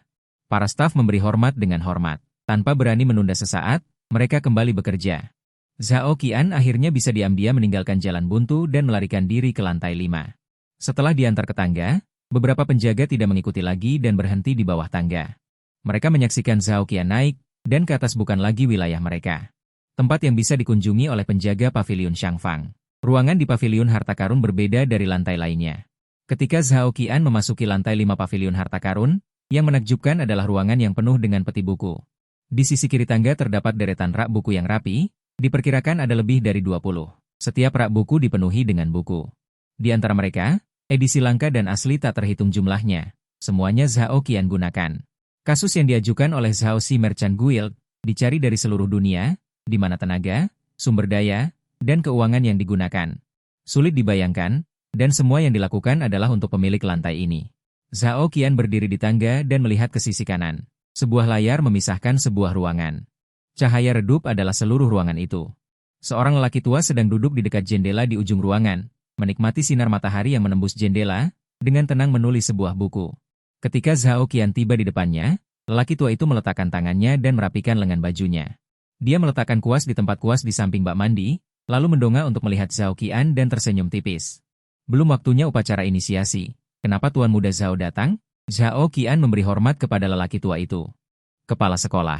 Hei, jangan panggil aku kepala sekolah. Saat itu, Tuan Muda Zhao bersedia diam-diam membantu akademi melewati masa sulit, dan saya secara sukarela menjadi konsultan bisnis Tuan Muda selama 10 tahun. Saya sudah lama mengundurkan diri dari jabatan kepala sekolah. Kepala sekolah tua mengusap janggutnya dan bercanda. Sekarang justru saya, orang tua ini, yang mencari nafkah di bawah tangan Tuan Muda. Zhao Qian hendak berbicara. Tiba-tiba dia sedikit mengernyit, hidungnya bergerak-gerak. Dia tanpa sengaja melirik. Buku yang belum selesai di atas meja, matanya menunjukkan kesadaran, tetapi wajahnya tetap tenang. Untuk mencari nafkah dari kepala sekolah tua, bahkan yang mulia saat ini pun akan mengundangnya dengan hormat. Sekarang posisi kenegaraan harus diubah. 6 putra keluarga Dong, sebelum dia selesai berbicara, Zhao Qian tiba-tiba meledak. Dia melangkah maju, menginjak meja, dan menggunakan kekuatan untuk melompat ke atas. Tangan kanannya berputar, meraih tenggorokan kepala sekolah tua. Kepala sekolah tua langsung terkejut. Tubuhnya tiba-tiba mencondongkan diri ke belakang, mencoba menghindari kilatan petir itu. Namun, serangan energi spiritual itu berhenti di udara, seolah tanpa inersia, dan jatuh. Akhirnya, dia dengan ringan menginjak wajah kepala sekolah Hin. Belum cukup bermain? Zhao Qian berkata dengan tenang. Belum selesai berbicara, wajah kepala sekolah Hin dipenuhi dengan sensasi seperti cacing merayap, tulang-tulangnya berderak seperti kacang yang ditumpahkan. Seluruh tubuhnya terangkat beberapa inci, dan penampilannya berubah dengan cepat. Tidak lama kemudian, orang tua berambut putih itu berubah menjadi wanita tinggi dan menggoda. Wanita itu cantik rupawan. Tubuhnya montok, dan matanya membawa sedikit pesona alami. Dia dengan lembut membelai pipinya yang tertebas. Pedang baja oleh Zhao Qian, mengerutkan kening dengan tidak senang, dengan ekspresi. Bagaimana kamu tega memukulku? Kamu bahkan berani menghukumku. Pantas dipukul. Ketika Zhao Qian melihatnya, dia jarang menunjukkan ekspresi kagum di wajahnya. Wanita ini bukan orang lain. Dia adalah anak ketiga. Namanya Zhao Nishang. Zhao Nishang, berjiwa kuno, berusia 20 tahun. Takdir, kekuatan supernatural bawaan, kitab tubuh suci lingkaran saling terhubung. Kekuatan supernatural bawaan, Raja Serangga Guzi, ahli racun kuno. Dekrit suci, keahlian hukuman kriminal, bakat menyanyi dan menari.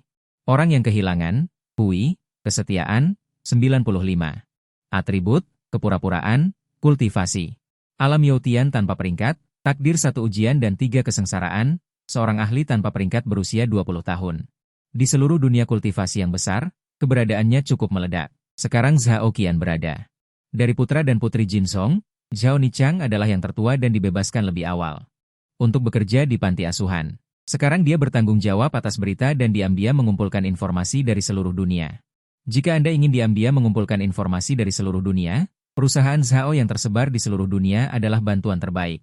Jadi, kedok Zhao Nichang adalah sebagai pengurus di perusahaan Kyoto, bukan hanya di Menara Emas. Kedai minuman, toko kain dan bisnis lainnya, Zhao Qian berkunjung ke pasar hari ini. Demi bertemu Zhao Qichang, Zhao Nichang dengan patuh memberi jalan agar Zhao Qian bisa duduk. Bagaimana Yi Fulin bisa menemukanku? Bahkan An Yuanze pun seringkali gagal menebak perubahanku. Zhao Qian menyesap tehnya dengan santai dan berkata, An Yuan pernah bersaing dengan guru negara saat ini untuk posisi guru negara dan kalah. Jika aku menyebutkan posisi guru negara di depannya, apakah menurutmu dia akan mengatakan, terlalu berlebihan, atau langsung marah? Zhao Qichang tidak dengan mudah mengatakan, itu juga tidak benar. Lin Bei si pasti curiga terlebih dahulu, baru kemudian mencoba menanyakan kebenaran. Menghadapi keraguannya, Zhao Qian mengetuk-ngetuk jari di atas meja, menunjuk ke beberapa baris kalimat yang belum selesai di halaman buku. Kaligrafi An Yuanze sebenarnya tidak terlalu sulit untuk ditiru. Latihan lagi saja. Zhao Qichang sangat kesal dengan hal ini. Tanpa diduga, improvisasiku ini malah menjadi bumerang. Zhao Qian tersenyum melihat tingkah lakunya yang kesal itu. Bertanya, di mana An Yuanze? Kepala sekolah mengatakan bahwa lantai 5 ini dingin dan lembab. Duduk di sini terlalu lama bisa menyebabkan rematik. Manfaatkan cuaca yang bagus hari ini untuk berjalan-jalan. Kali ini Zhao Qichang jujur dan menjawab dengan jujur, lalu bertanya, Anda datang hari ini tanpa memberitahu sebelumnya. Saya hampir mengirim seseorang untuk memanggil An Yuanze kembali. Dia bangkit dan hendak pergi. Zhao Qian menghentikannya, tidak perlu. Aku datang untuk mencarimu. Dia bersungguh-sungguh, mengetuk-ngetuk jarinya di atas meja, baru kemudian berkata, malam ini, Selir Zhen mengadakan jamuan makan malam keluarga di istana. Yao Wei dan Yu Zhen akan memasuki istana. Siapkan perpisahan untukku. Sebentar lagi berpura-pura menjadi diriku di kereta. Zhao Nichang dengan marah berkata, keluarga Selir Zhen ini, setiap beberapa hari mengadakan festival atau jamuan makan malam keluarga, hanya untuk meminta uang obat dari Anda. Tampak memerintah. Mengapa harus menderita amarah dari keluarga putri Yu Zhen ini? Zhao Qian tersenyum tipis. Seorang selir dengan posisi yang tidak rendah di harem. Tetapi keluarga ibunya lemah dan hanya bisa mengandalkan menantu laki-lakiku ini. Seorang putra selir, juga bukan putra mahkota tertua. Seorang putri yang tidak pernah banyak bertanya tentang pasanganku. Yang aku berikan hanyalah sedikit uang.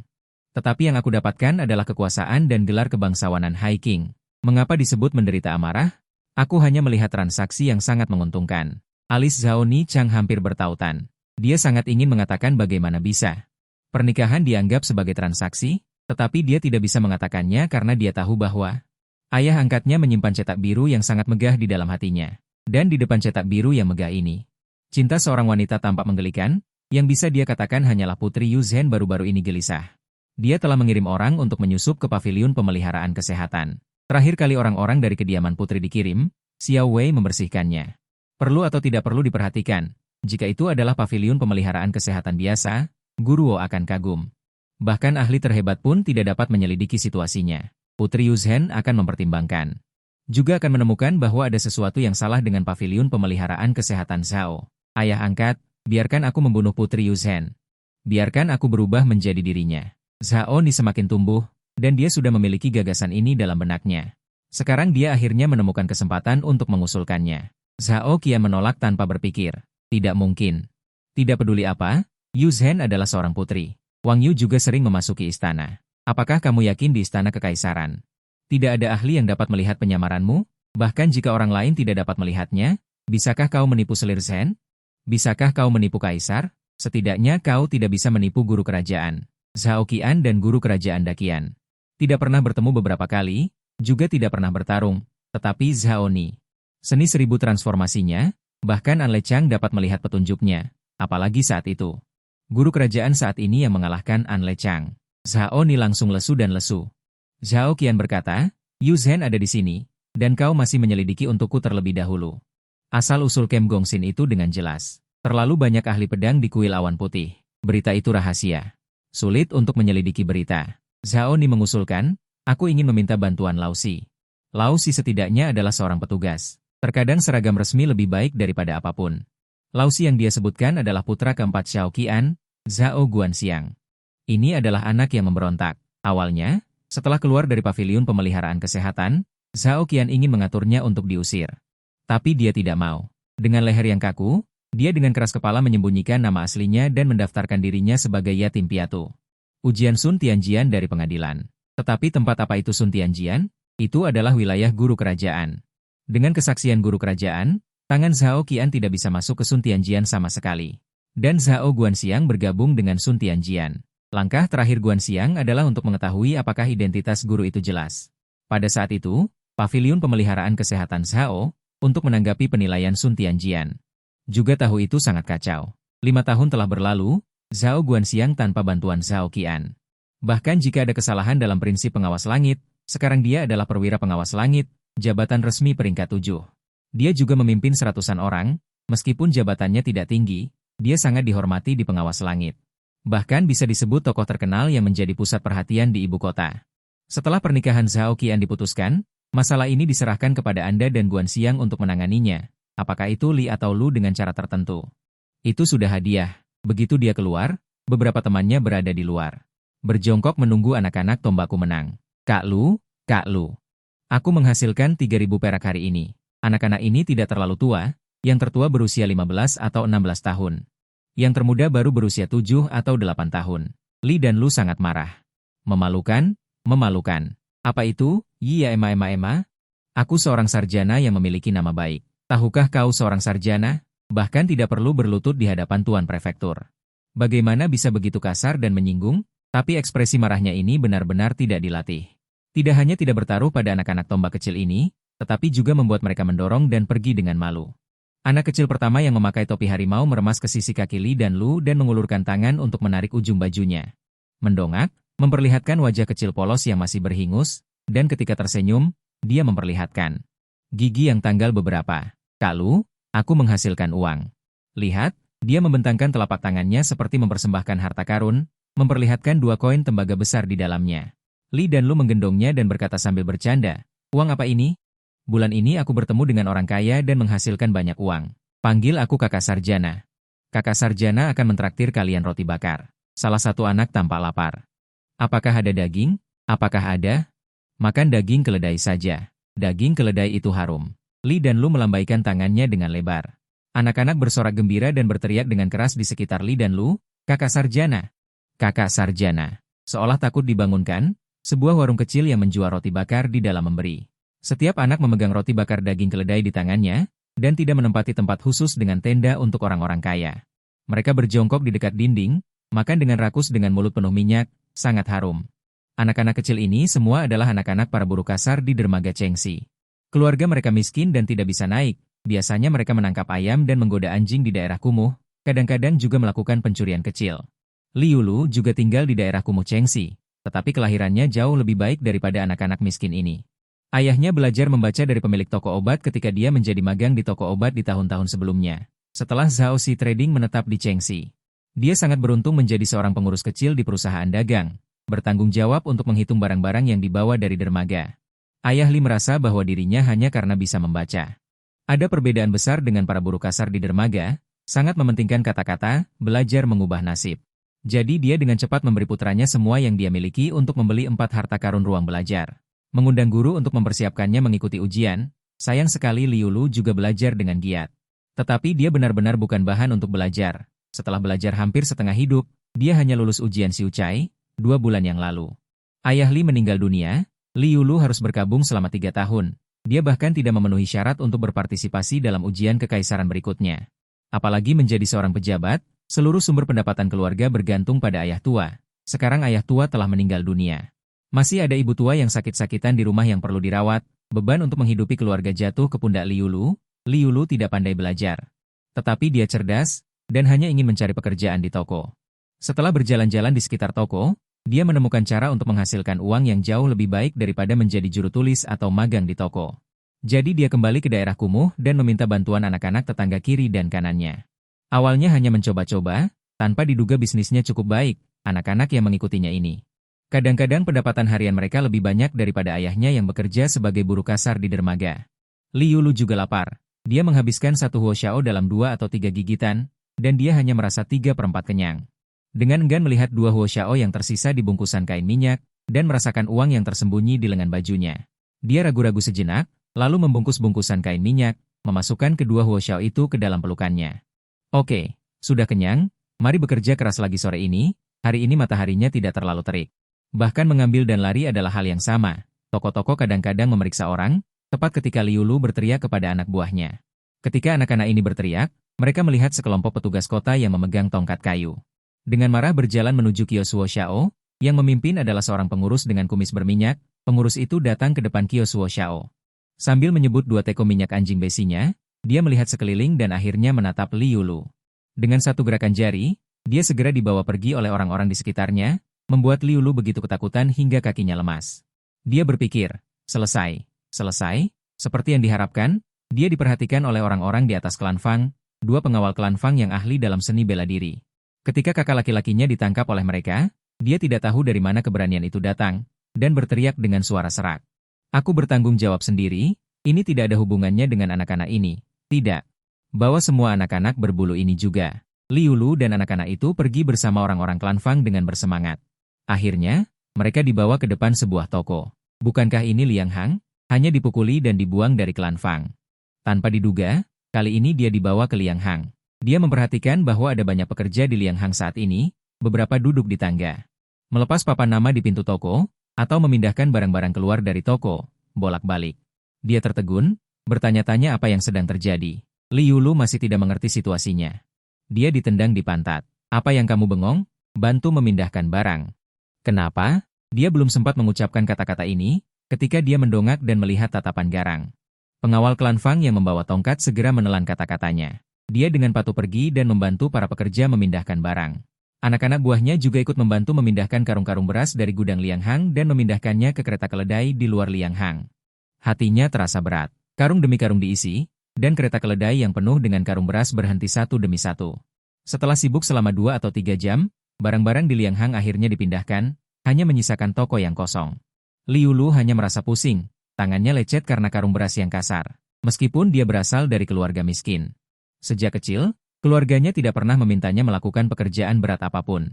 Bisa dikatakan dia tidak bisa mengangkat bahu atau membawa beban. Karena kerja keras ini, dia hampir kehilangan nyawanya. Dia bersandar di papan barang di belakang kereta keledai. Terengah-engah, tetapi belum sempat beristirahat selama 2 menit, seorang mandor datang dengan cambuk dan mendesak. Jangan istirahat, istirahatlah setelah memindahkan barang ke tempat tujuan. Li Yulu harus menopang tubuhnya. Bangun untuk membantu. Karung beras yang menekan papan barang kereta keledai menumpuk tinggi. Dan tidak ada tali rami untuk memperbaikinya, kapan saja bisa jatuh. Saat ini, seseorang harus menariknya dari belakang. Li Yulu mengikuti di belakang sebuah kereta keledai, menarik karung beras, mengikuti kereta keledai menuju luar klan Fang. Dia sangat lelah hingga pandangannya menjadi kabur, kedua kakinya sakit dan bengkak, terasa seperti bukan miliknya lagi. Dia hanya bisa mengosongkan pikirannya, mati rasa mengikuti barisan ke depan, dan tidak tahu sudah berapa lama.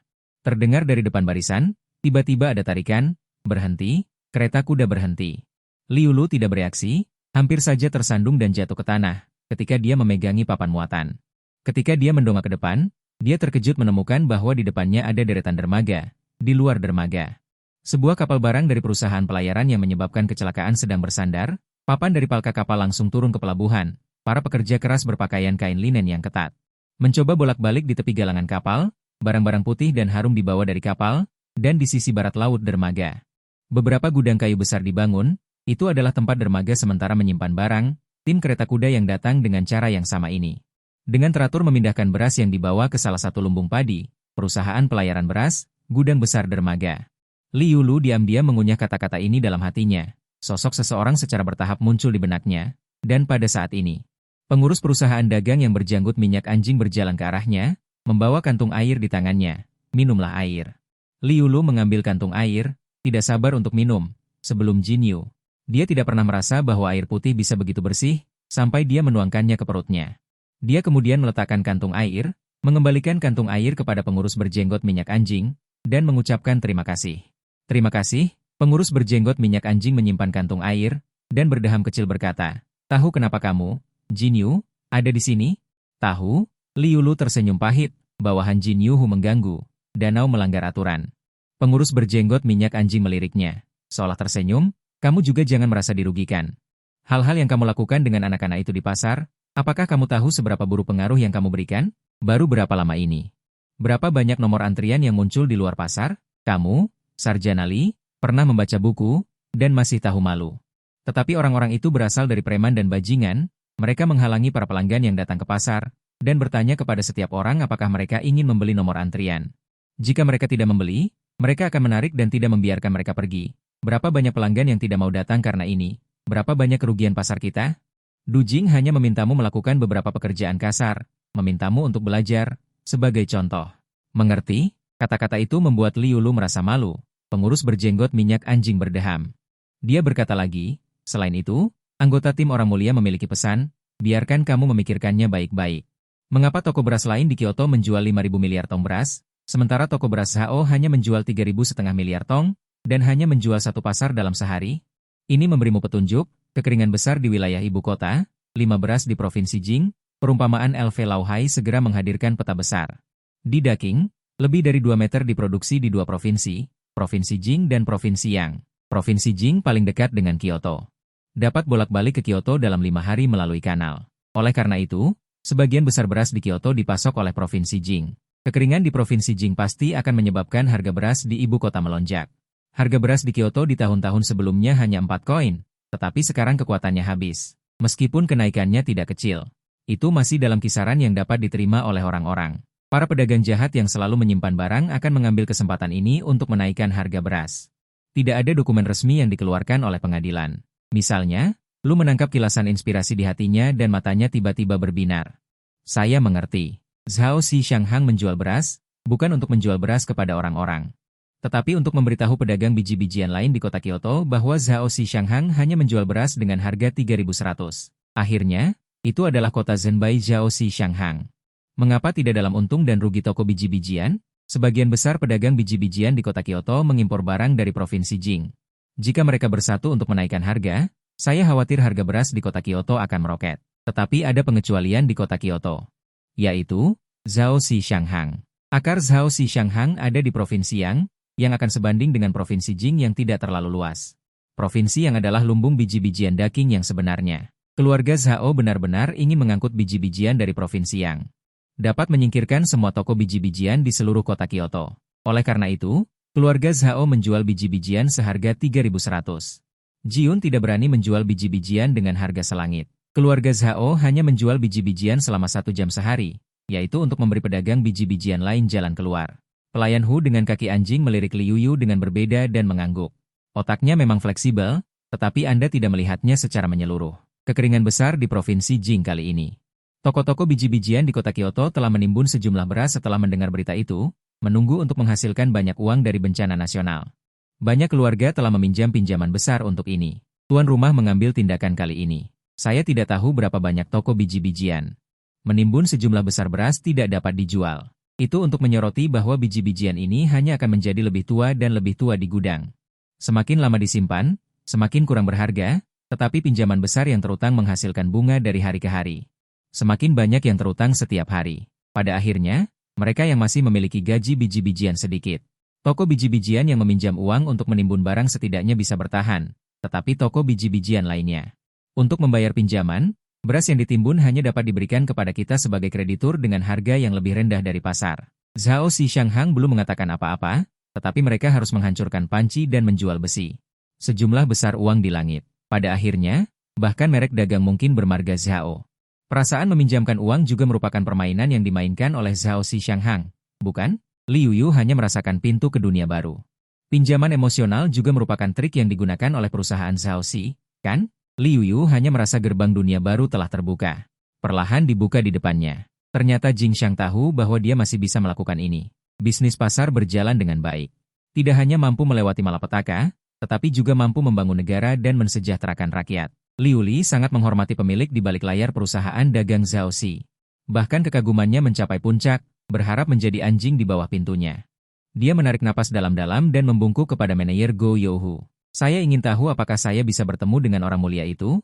HMPH. Apakah pemiliknya bisa kau temui jika kau mau? Manajer Go Youhu tertawa.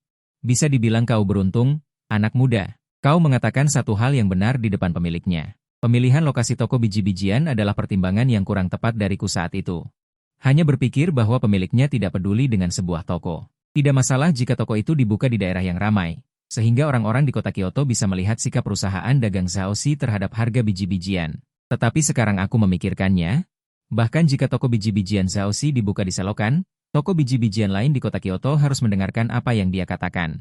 Toko yang menghadap ke toko yang ramai di sebelahnya juga memengaruhi suara toko-toko lain. Kau tidak menjawab pertanyaan lain dari pemiliknya dengan benar. Tetapi setidaknya kau benar dalam hal ini. Pemiliknya juga bersedia memberimu kesempatan, kata manajer Go Youhu. Bertanya, jika kau bersedia, ikuti aku sebagai murid di masa depan. Melihat kau memiliki gelar sarjana. Di masa depan, kau akan mendapatkan 10 tael perak setiap bulan, dan libur 5 hari setiap bulan. Aku akan mengurus 1 kali makan. Apakah kau bersedia? 10 tael? Liu Li melebarkan matanya. Dia hanya mengajar di keluarga kaya, dan paling banyak dia hanya mendapatkan 2 tael perak sebulan. Dia tidak menyangka bahwa hanya menjadi murid manajer perusahaan dagang Zhao Si, dia akan mendapatkan 10 tael perak setiap bulan. Apakah dia akan menjadi manajer di masa depan? Berapa banyak yang akan didapatnya setiap bulan? Dia segera berhenti ragu dan segera membungkuk. Bersedia menjadi pelayan. Manajer Go Youhu menyentuh kumisnya. Mengangguk puas. Nanti kembali ke toko untuk mengambil 2 potong pakaian. Ganti pakaian sebelum jam bulan dan jujur. Pergi ke toko untuk melapor kepada manajer. Katakan padanya bahwa Gouzi menyuruhmu datang. Keluar dari toko, Liu Li dengan gembira menyentuh 2 potong pakaian di hatinya. Dia tidak menyangka perusahaan dagang Zhao Xi akan begitu murah hati kepada bawahannya. Bahkan pakaian seorang murid kecil pun terbuat dari bahan terbaik. Bahkan lebih baik dari bahan pakaiannya yang sudah dicuci dan diputihkan. Kakak hijau, apakah kita tidak bisa menghasilkan uang di toko di masa depan? Kakak hijau. Apakah kita tidak akan punya makanan yang dibakar di masa depan? Anak-anak yang sudah menunggu di luar toko segera mengepungnya. Apakah tidak akan ada hot xiao untuk dimakan lagi? Anak-anak yang sudah menunggu di luar metode itu segera mengepung. Mereka bertanya dengan heboh, mengira kau sudah sembuh. Cukup, cukup. Jangan berisik. Soal, anjing, sudah dibicarakan. Dia bilang ideku bagus. Tapi harus distandarisasi. Nantinya kita tidak perlu lagi menyuruh orang mengantre. Mau beli apapun di toko. Langsung disiapkan saja. Anak-anak langsung bersorak gembira. Soal, anjing, juga bilang.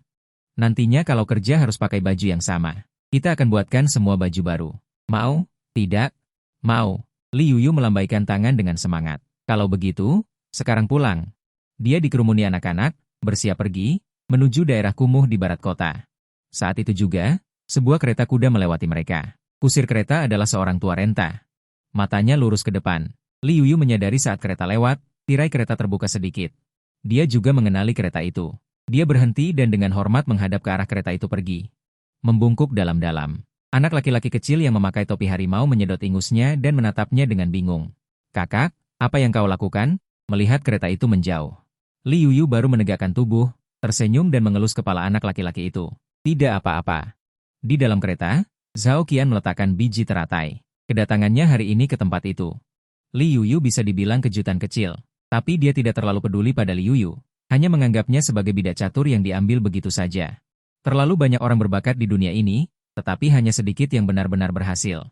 Bagaimanapun, Li Yuyu tidak dibesarkan olehnya sendiri. Dia juga sudah seusia ini, jadi sulit untuk mengatakan bagaimana prestasinya di masa depan. Zhao Qian bersedia memberinya kesempatan. Tetapi pada akhirnya, apakah dia bisa memanfaatkannya, itu tergantung pada keberuntungannya sendiri. Ketika Zhao Qian meninggalkan sisi barat kota, sudah pukul 12 Wei Zheng. Waktu di sisi itu lebih lama dari yang dia bayangkan. Setelah meninggalkan tempat itu, sudah tidak ada waktu untuk kembali ke kediaman putri. Untungnya, dia langsung pergi ke istana. Istana Daqian memiliki 5 gerbang utama, 16 gerbang kecil. Di antaranya, gerbang Yuqian terletak di sisi barat istana, menghubungkan halaman belakang istana yang dalam. Itu juga merupakan jalur yang sering dilalui oleh 7 bengkel kerajaan Huang Jin. Ketika kereta Zhao Qian tiba di depan gerbang Yuqian, tandu putri Yu Zhen sudah lama menunggu di sana. Dibandingkan dengan Zhao Qian, sang menantu yang rendah hati hanya membawa 1 pelayan. Putri Yu Zhen jauh lebih mencolok. Hanya kuda yang bertugas menarik kereta, sudah 4 ekor kuda yang kuat. Setiap kuda memiliki bulu putih bersih, bahkan ukuran dan tinggi pun sama-sama besar dan kekar. Selain itu, 8 pelayan mengikuti kereta kuda, semuanya dengan tinggi dan berat badan yang seragam. Semuanya adalah cetakan dasar wanita cantik. Ketika Zhao Qian turun dari kereta, tirai kereta di seberangnya baru saja diangkat. Putri Yu Zhen duduk di atas bantal lembut di dalam gerbong. Gaun merah mewah menutupi dada, memperlihatkan kulit putih lembut seperti mangkuk giok, rambut disanggul dengan bunga dan jepit rambut emas bergoyang. 2 jepit rambut hijau dengan rumbai menjuntai, kulitnya halus seperti lemak beku, alisnya seperti tinta. Penampilan yang tiada tara, Yu Zhen sangat cantik. Dia juga bangga dengan kecantikannya ini. Pria yang mengaguminya tidak sedikit, tetapi ketika dia melihat wajah Zhao Qian tanpa perubahan ekspresi, dia merasakan amarah di hatinya. Dengan bantuan pelayan istana, Yu Zhen turun dari kereta kuda. Berjalan menuju Zhao Qian, dia tidak menyangka akan datang begitu lambat. Apakah aku harus menunggumu? Zhao Qian memandang Yu Zhen dan berkata dengan datar. Belum pukul Chen. Kepura-puraan ini jatuh ke mata Yu Zhen, dan hatinya bahkan lebih tidak senang. Siapa yang kau coba perdaya? Tetapi ketika dia melihat wanita tua petani di belakang Zhao Qian. Ketika kotak-kotak besar dipindahkan keluar dari gerbong, ekspresinya membaik, memutuskan untuk tidak mempermasalahkan Zhao Qian. Dia melambaikan tangannya dan memanggil para pelayan untuk keluar dan memindahkan hadiah-hadiah ini ke istana Fuyan, perintah Putri Yu Zhen. Dia terlalu malas untuk berbicara dengan orang udik seperti itu. Dia langsung berjalan menuju gerbang istana, tidak mengatakan sepatah kata pun kepada Zhao Qian. Zhao Qian tidak peduli, mengikuti di belakang Putri Yu Zhen, dan juga berjalan menuju gerbang istana memasuki istana. Lampu di istana Fuyan menyala, selir Zhen belum tiba. Hanya ada pelayan istana yang berhati-hati dan hormat di aula. Mengarahkan Zhao Qian dan Yu Zhen untuk duduk, menyajikan buah-buahan dan teh. Meskipun pasangan itu tinggal di bawah satu atap.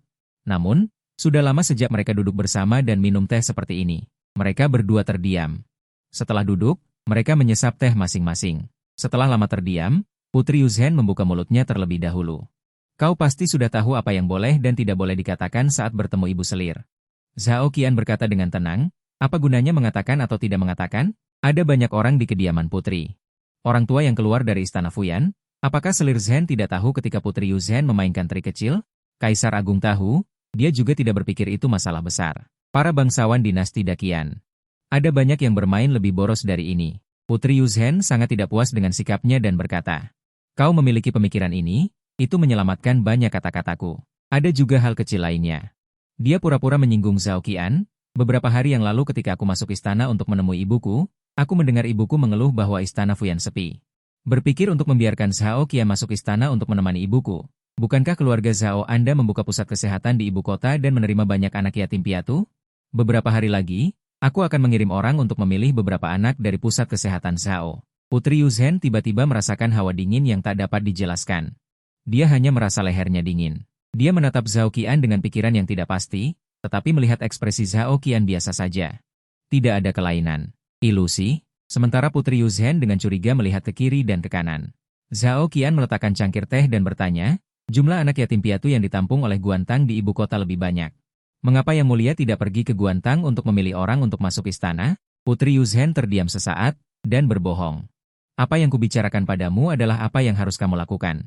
Shulan, layani. Ketika empat kata ini keluar dari mulut Zhao Qian, Putri Yuzhen langsung memelototinya. Untuk sesaat, otaknya tidak bisa berputar. Orang ini menolakku. Putri Yuzhen sudah terbiasa dengan Zhao Qian yang penurut di masa lalu. Bahkan jika dia membeli perhiasan yang lebih mahal atau meminta lebih banyak uang darinya, dia tidak pernah mengatakan tidak. Sekarang dia mengajukan permintaan kecil seperti itu, dan itu tidak menghabiskan sepeser pun uangnya. Kualifikasi apa yang dia miliki untuk menolak? Putri Yuzhen marah dari hatinya. Dia berteriak, apa katamu? Menghadapi Putri Yuzhen yang marah, Zhao Qian masih tampak tenang, menundukkan matanya. Bermain-main dengan cangkir teh, keluarga Zhao membuka pusat kesehatan, bukan untuk amal. Anak-anak di aula, setelah dipilih dan dieliminasi oleh keluarga Zhao, dengan bebas diajarkan cara berbisnis, dan di masa depan akan menjadi tulang punggung rumah dagang. Setiap anak telah diinvestasikan dengan hati dan jiwa oleh keluarga Zhao untuk berkultivasi. Mengapa mereka harus dikirim ke istana? Alasan. Semuanya alasan. Dia pasti merasa tidak puas karena kemarin melihat dirinya dan pengawal istana. Ini untuk mengungkapkan ketidakpuasannya kepada putri ini. Putri Yuzhen membanting meja dan bangkit, Zhao Qian. Itu berarti mengancamku dengan kekerasan. Baru pada saat itulah Zhao Qian mengalihkan pandangannya ke Putri Yuzhen. Yuzhen benar-benar dimanja. Sebagai putri bungsu kaisar saat ini, tindakannya yang tidak terkendali dan tirani di ibu kota. Jika tidak, dia tidak akan melakukan hal absurd menggantikan pelayan pada hari pernikahan. Selama bertahun-tahun, dengan pemanjaan Zhao Qian yang disengaja, temperamen Putri Yuzhen menjadi semakin bodoh dan keras kepala. Paling-paling, dia dapat dianggap menjalani kehidupan yang lancar dan mulus, dan tidak pernah berkonspirasi dengan orang lain. Emosi dan amarahnya terungkap di sudut matanya.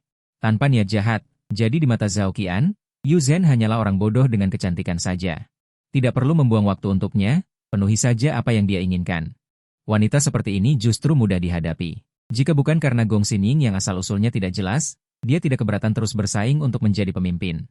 Ketidaktahuan terkadang adalah kebahagiaan. Putri Yuzhen awalnya sangat marah, tetapi setelah sedikit disindir oleh Zhao Qian, tiba-tiba dia merasa tenang tanpa alasan. Dia merasakan tekanan samar. Perasaan ini hanya dia rasakan pada ayahandanya. Sesaat ekspresinya menegang, lalu dia mengikuti Zhao Qian dan berkata, "Mengapa menatapku seperti itu?" Saat itu juga, suara langkah kaki terdengar dari luar aula. Selir Zhen tiba. Seorang kasim tua berteriak dengan suara melengking di luar aula. Seorang wanita anggun dan mewah berjalan masuk dari luar aula. Selir Zhen sekarang sudah mencapai usia kepala 5. Perawatannya sangat baik. Wajahnya 7/10 mirip dengan Yu Zhen. Seperti cetakan yang sangat indah. Kulitnya seputih salju, halus dan berkilau. Berusia 50 tahun. Namun masih seperti wanita cantik berusia awal 30-an.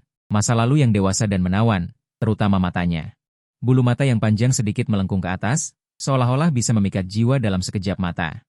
Saat ini, selain permaisuri, Selir Zhen dan Selir Shu adalah yang tertinggi kedudukannya di harem ini. Dibandingkan dengan Selir Shu yang berasal dari klan bangsawan utara yang menjaga pasukan berat, Selir Zhen hanyalah putri seorang sarjana kecil dari Akademi Hanlin. Dia bisa mencapai posisi seperti sekarang ini karena kecantikannya yang menawan, yang menghisap sumsum tulang tetapi membuat orang sulit melepaskan diri. Saat ini, Yang Mulia memiliki sedikit putra. Selir Zhen adalah salah satu selir langka di istana yang belum melahirkan seorang putra. Selir yang memiliki putra dan putri. Selir Zhen memasuki aula, dan aroma aneh memenuhi aula. Zhao Qian memberinya penghormatan, memberi hormat pada Tai Fei. Selir Zhen melihat Zhao Qian. Alis dan matanya melengkung, tersenyum cerah, menyambut Qian. Parfum yang terakhir kali dikirim ke istana belum habis, dan sekarang kamu mengirimkan sebotol lagi. Terlalu boros. Lain kali tidak boleh seperti ini. Zhao Qian berkata, beberapa hari yang lalu, beberapa barang baru dibuat di pasar. Berbeda dari sebelumnya. Saya berpikir untuk mengirimkannya ke istana dalam beberapa hari, tetapi hari ini Tai Fei memanggil. Jadi saya membawanya sendiri. Oh, saya katakan, aroma ini. Mengapa saya belum pernah menciumnya sebelumnya? Ternyata ini adalah model baru. Apakah sudah dijual? Selir Zhen tertarik, menarik Zhao Qian untuk duduk dan berbicara tentang parfum. Zhao Qian berdeham pelan, menoleh, ada bahan mentah yang langka. Sehingga harganya sangat mahal. Permaisuri juga tidak akan memproduksinya secara besar-besaran, ini adalah parfum. Paling terbatas dalam beberapa tahun terakhir, parfum apa? Kata-kata terbatas, mulai dijual ini. Adalah kosakata mode baru dalam beberapa tahun terakhir, terutama populer di kalangan wanita bangsawan di kota Kyoto. Selir Zeng, begitu mendengar kata terbatas, matanya langsung berbinar. Dengan cepat mengganti ibu pelayan tua di belakangnya, merendahkan suaranya dan berbisik di telinganya. Barang yang baru dikirim oleh Tuan Fu Ma. Jangan diberikan kepada selir dari istana lain, simpan. Suasana hatinya sangat baik, dia ingin mengobrol lebih banyak dengan Zhao Qian. Putri Yu Zhen di samping, dengan mesra menggandeng tangannya. Ibu selir. Sulit bagiku untuk memasuki istana sekali, mengapa kau hanya berbicara dengan menantu, dan tidak berbicara lebih banyak dengan putriku ini? Baiklah, jika kau benar-benar merindukan istana ini, malam ini pasti akan berada di tempat Putri Fuyan. Selir Zeng tanpa daya menepuk tangannya, wajahnya penuh dengan rasa sayang.